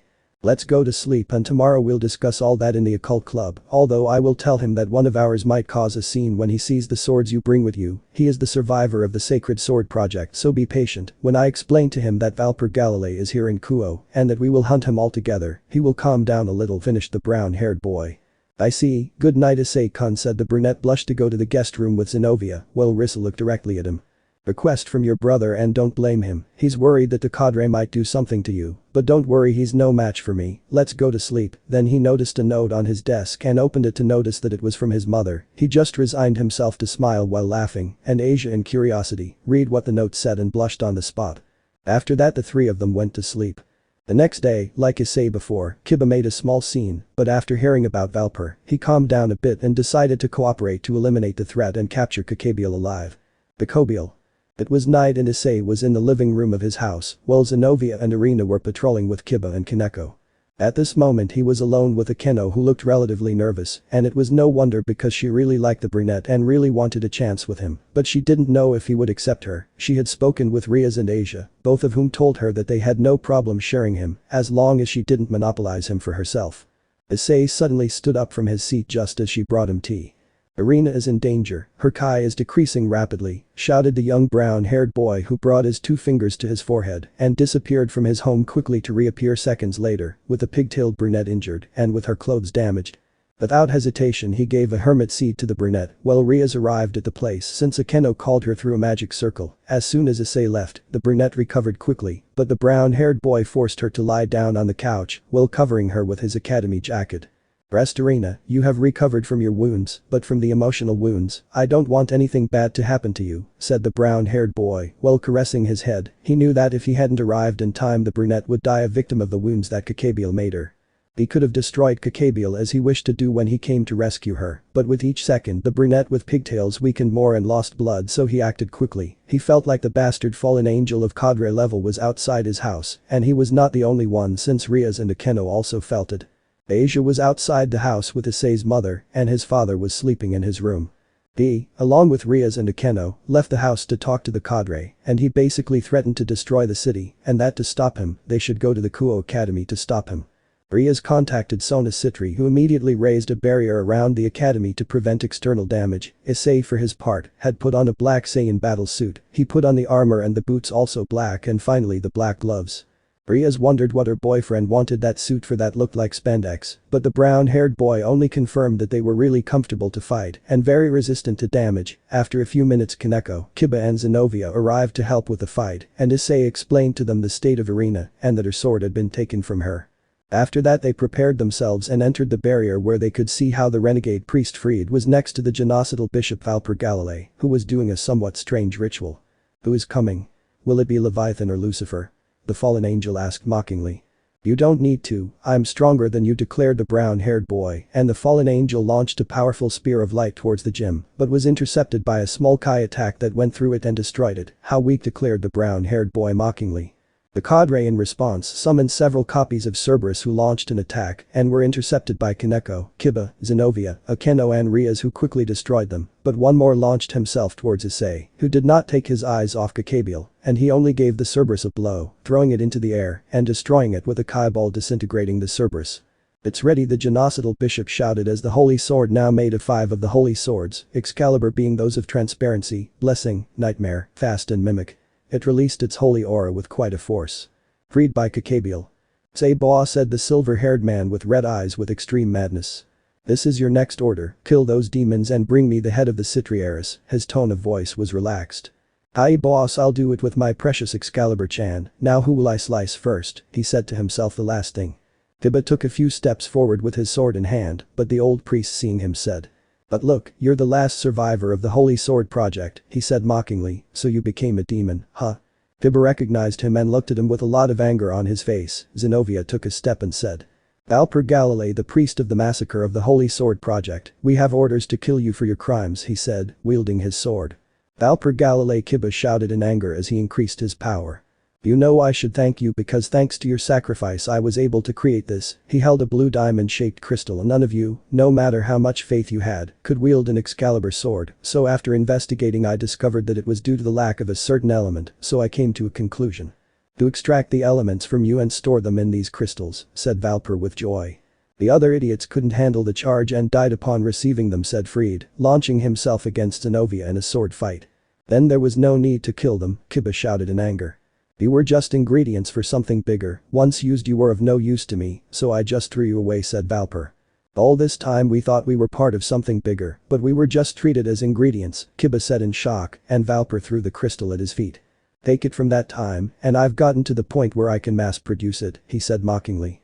Kiba picked it up as if it were the most valuable thing, and with small tears said, "Eyes." Without realizing, some silhouettes began to form around Kiba. "I've always wondered if it was okay to be the only one to survive. You all had dreams and desires, is it okay that I was the one who survived?"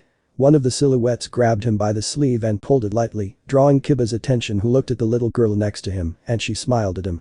Suddenly all the silhouettes began to fly around Kiba while saying. Accept us, we are not afraid, even if God is not watching, our hearts will always be there. United, Kiba concluded as the souls entered him, my friends did not want revenge, yet I cannot help but destroy the evil that lies before me, Kiba said, taking a few steps towards Valper and summoning a sword. Suddenly he lifted her up and said.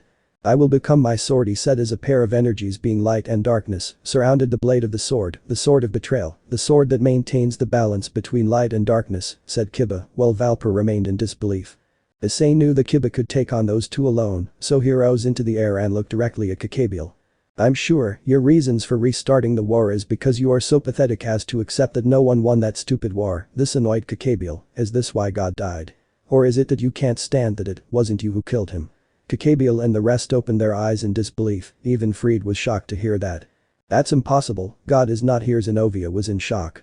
In the last war of the factions not only the four demon kings, Leviathan, Beelzebub, Asmodeus and Lucifer died, God did too, said the brown-haired man seriously, he died of exhaustion after sealing the beast of the apocalypse, and the two celestial dragons, that left Kakabiel in shock, God discovered the beast at the end of the world and used an infinite number of seals of all kinds to put the beast to sleep eternally, even cursed and forbidden seals. After that the celestial dragons invaded the battlefield, and just after they were sealed, the first balance breaker occurred, and its user was the biblical God himself, but after using it he died since he was left without any power, but he annihilated the four demon kings, and all this happened in front of Azazel.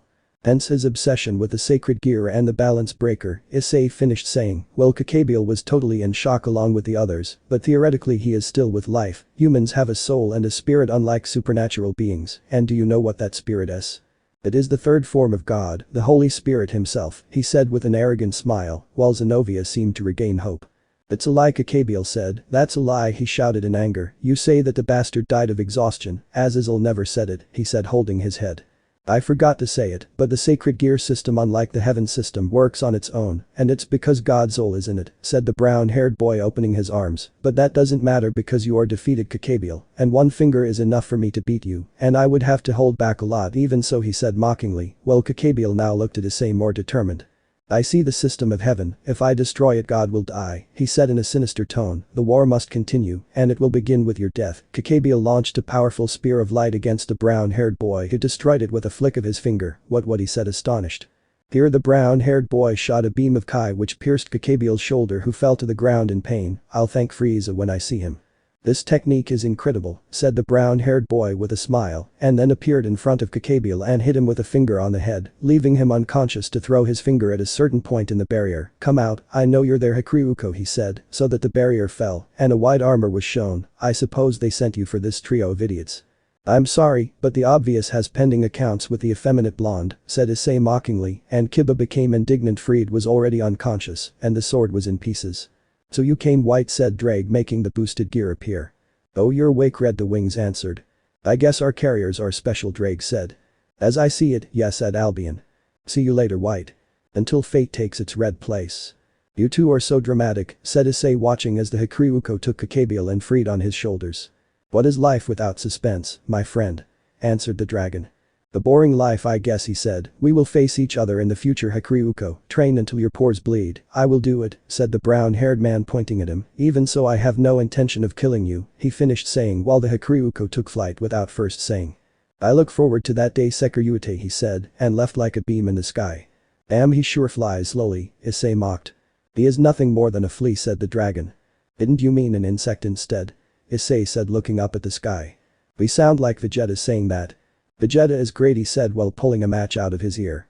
Do you miss them? The dragon asked with nostalgia. It was 5 years of living with them, how the hell am I not going to miss them? He said, still looking at the sky. Right, I'm going to sleep. Rest, buddy, said the brown-haired boy, who was hugged from behind by Rias. Are you okay, Ice? I asked with genuine concern. With you hugging me, how the hell could I feel bad? He said, looking at her with a smile while she blushed and clung to her arm. Ooh, Ice, he said he is happy. Well, we'll have to repair the academy, maybe we'll finish by dawn, Sona said to her entourage. I wish it was faster, she said, touching her temper. That wish is very easy, said the brown-haired boy, and after a strong glow the academy was intact from the damage. Good to sleep, Zenovia Akeno come, said the brown-haired boy, so that the two would approach Zenovia, even if God is dead the world keeps turning. Akeno you are you no matter what, not even Jean, she opened her eyes impressed. You know? He said in shock. It doesn't bother me one bit, it's even hexy in a way, he said, touching her on the shoulder. I like you, said the brunette, blushing her heavily. Let's go to my house. Both girls touched the brunette's back and teleported with him to his house. The meeting of the factions. Issei didn't even bother to pay the slightest bit of attention to the meeting the leaders were having at the moment, but then he noticed everyone looking at him. Is something wrong? He asked. That's what I should say, kid. I asked you more than a minute ago what you prefer, peace or war, said Azazel, scratching the back of his neck. Don't blame me, but this meeting was making me fall asleep. This made a drop of sweat fall from the neck of everyone present, while the silver-haired man on the other side of the room declared peace. It's obvious if I came here, he said, making Azazel, Michael and Serzich's smile, while Serafo looked at him excitedly. What's wrong, Mao Leviathan? He asked the Mao, who stood up and smiled. I heard from Serzich's Chan that you control your juggernaut drive, she said excitedly. Well, that's it. Why the excitement? The brown-haired boy asked. Do you want to go out on magical Levi then? He said, jumping around. Well, what could possibly go wrong with this? He said, shrugging his shoulders, but then looked at Volley. What do you say? Peace or war? I don't care as long as I can fight, said the silver-haired man. Oh, believe me that even with peace there will be battles to defend it, said the brown-haired boy, smiling. I see, he said, taking his chin. But suddenly a woman appeared and blew the room to pieces, but due to the quick reaction of the leaders, everyone was fine, although Issei had a little dust on him. I guess you know you're going to pay for filling me with dust, right? Issei said with disgust as he received the explosion full on, although it didn't damage him at all. Teteria-chan, why? Serafo Leviathan asked, hurt, looking at the woman. Why? That's simple, I'll take the position that is rightfully mine and will rule the world, she said with self-sufficiency, but she noticed Issei's laughter. What's so funny? She said with annoyance. Dominate the world, Issei laughed as he appeared in front of her and gave her a right hook that sent her flying before suddenly appearing in front of her and kicking her, sending her into the school grove to end up being sent to the ground by a blow behind the neck, leaving her unconscious. Over my dead body, he said in a dry and emotionless tone of voice that caused a chill in everyone present. Including Volley, although Rias and Akeno shuddered with emotion, while Asia breathed deeply with a lot of blush on her cheeks since she knew that Issei said it for them and for her family. Volley, take care of the rest of the wizard, said Azazel, amused to see the silver-haired man access his balance breaker in an instant to attack the wizards who could do little against the silver-haired man. Issei watched each of his movements carefully, and as he would occasionally glance at him and Azazel as if he were discussing something with himself, Issei already knew in advance that the traitor who had given the information of the meeting was Volley. But seeing him think things over was undoubtedly nice, since he was motivated to form an anti-terrorism group which he planned to call DXD in honor of the second most powerful being in this world, although it is not as if he was going to reveal that he is the most powerful in the world from one moment to the next. He noticed that Volley used a communication circle discreetly. It seems that he had already made a decision. Suddenly he felt a presence near him. A small blonde-haired mage was right behind him next to a blonde man dressed elegantly with a sacred sword that everyone knew, although seeing how Kaneko looked scared by the third person next to Issei, which was a brunette with cat ears and two tails dressed in a black yukata with gold and red details, which looked at Volley seriously, while he gave them a serious look without his helmet at the same time as a brown-haired man with ancient Chinese armor and a staff stood behind Issei with a carefree smile. So it was you who was the traitor, he Volley, Azazel said with amusement, although deep down his sadness could be felt in his words. Perhaps you are on Kateria's side, because you also want to fight for your inheritance as a Mayu, he said, drawing everyone's attention. Half-demon, he, Issei said, even though he knew it beforehand. No, you should say it better. I'm a double agent on my own. As for my heritage, I wanted to keep it hidden longer, but your big mouth already revealed more than it should have, he said, descending almost to ground level. Positioned as a Mayu? What do you mean, Azazel? Serafo questioned with much doubt. I am Volley Lucifer, said the silver-haired man, spreading 4 pairs of wings before the shocked gaze of those present. Destiny is a curious thing, don't you think so? Hi, do Issei, he said, smiling ironically. Yes, but since you revealed that, let me reveal something else, Issei said before the attentive gaze of the others and Serzich's seriousness. I traveled to another dimension, he said, to raise his kai to levels that far exceeded those of the Mayu and angels in the place, leaving Volley truly shocked. This aura is so dense that it must be felt by everyone, whether in the present, past or future. We are facing the most powerful celestial dragons ever, said Azazel, as he felt his kai confusing it with aura, although when I noticed the panicked faces of Kaneko and Kuroka, I realized that their power was possibly even greater than I believed. Did you travel to another dimension? Volley asked with great curiosity. Yes, and let me tell you that beings like Great Red and Office, there are babies in diapers compared to the beings there, even a human from there named Krillin could easily kill Great Red, and he is quite weak in that place, he said, leaving everyone stunned at what they were hearing. Issei took out a corporation capsule case. The human technology of that world is supremely more advanced than ours, he said, throwing a capsule, which after a smokescreen, revealed a strange round spaceship that is the interdimensional machine in which I returned after 5 long years, he said, while Azazel looked at said machine with emotion. Who built it? An alien or something that's extremely advanced, Azazel said, almost shouting with excitement. Dr. Brief and his daughter Bulma, they are humans, said Issei before Azazel's shocked gaze. In fact, all the technology created there was made by Dr. Brief's capsule corporation. This shocked the rest. How strong are you really, Haidu Issei? Vali asked seriously. I am capable of destroying the universe with a single attack, and I am capable of granting any kind of wishes without limit, said the brown-haired boy, leaving everyone stunned. Duel queer cosa? Serafal said excitedly, leaving behind all the tension she felt at the possibilities. Why yes, he said with a drop of sweat on the back of his neck when he saw how excited the Mao Leviathan was. Yes, of course, I wish I had an exclusive red super sports car, said Baiko disdainfully as everyone looked on, including Issei.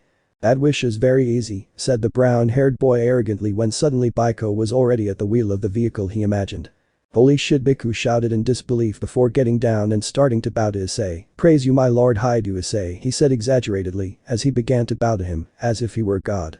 Senpai Kaneko said, getting her attention. I wish my older sister would come back to her senses, she said with small tears in her eyes, causing Kuroka to feel guilty, and she was looking at Issei, she acknowledged, even though she knew she was in her right mind. I grant it to you, my beautiful cowhide, said the brown-haired boy, and out of nowhere Kuroka appeared next to Kaneko and hugged her in tears. Forgive me Shirin, forgive me, he said in tears as he clung to her. Kurini, said the younger Nekomata in tears, hugging her and believing that her Duella senpai had really granted her Duella wish without knowing that he only transported her sister Duella to her side.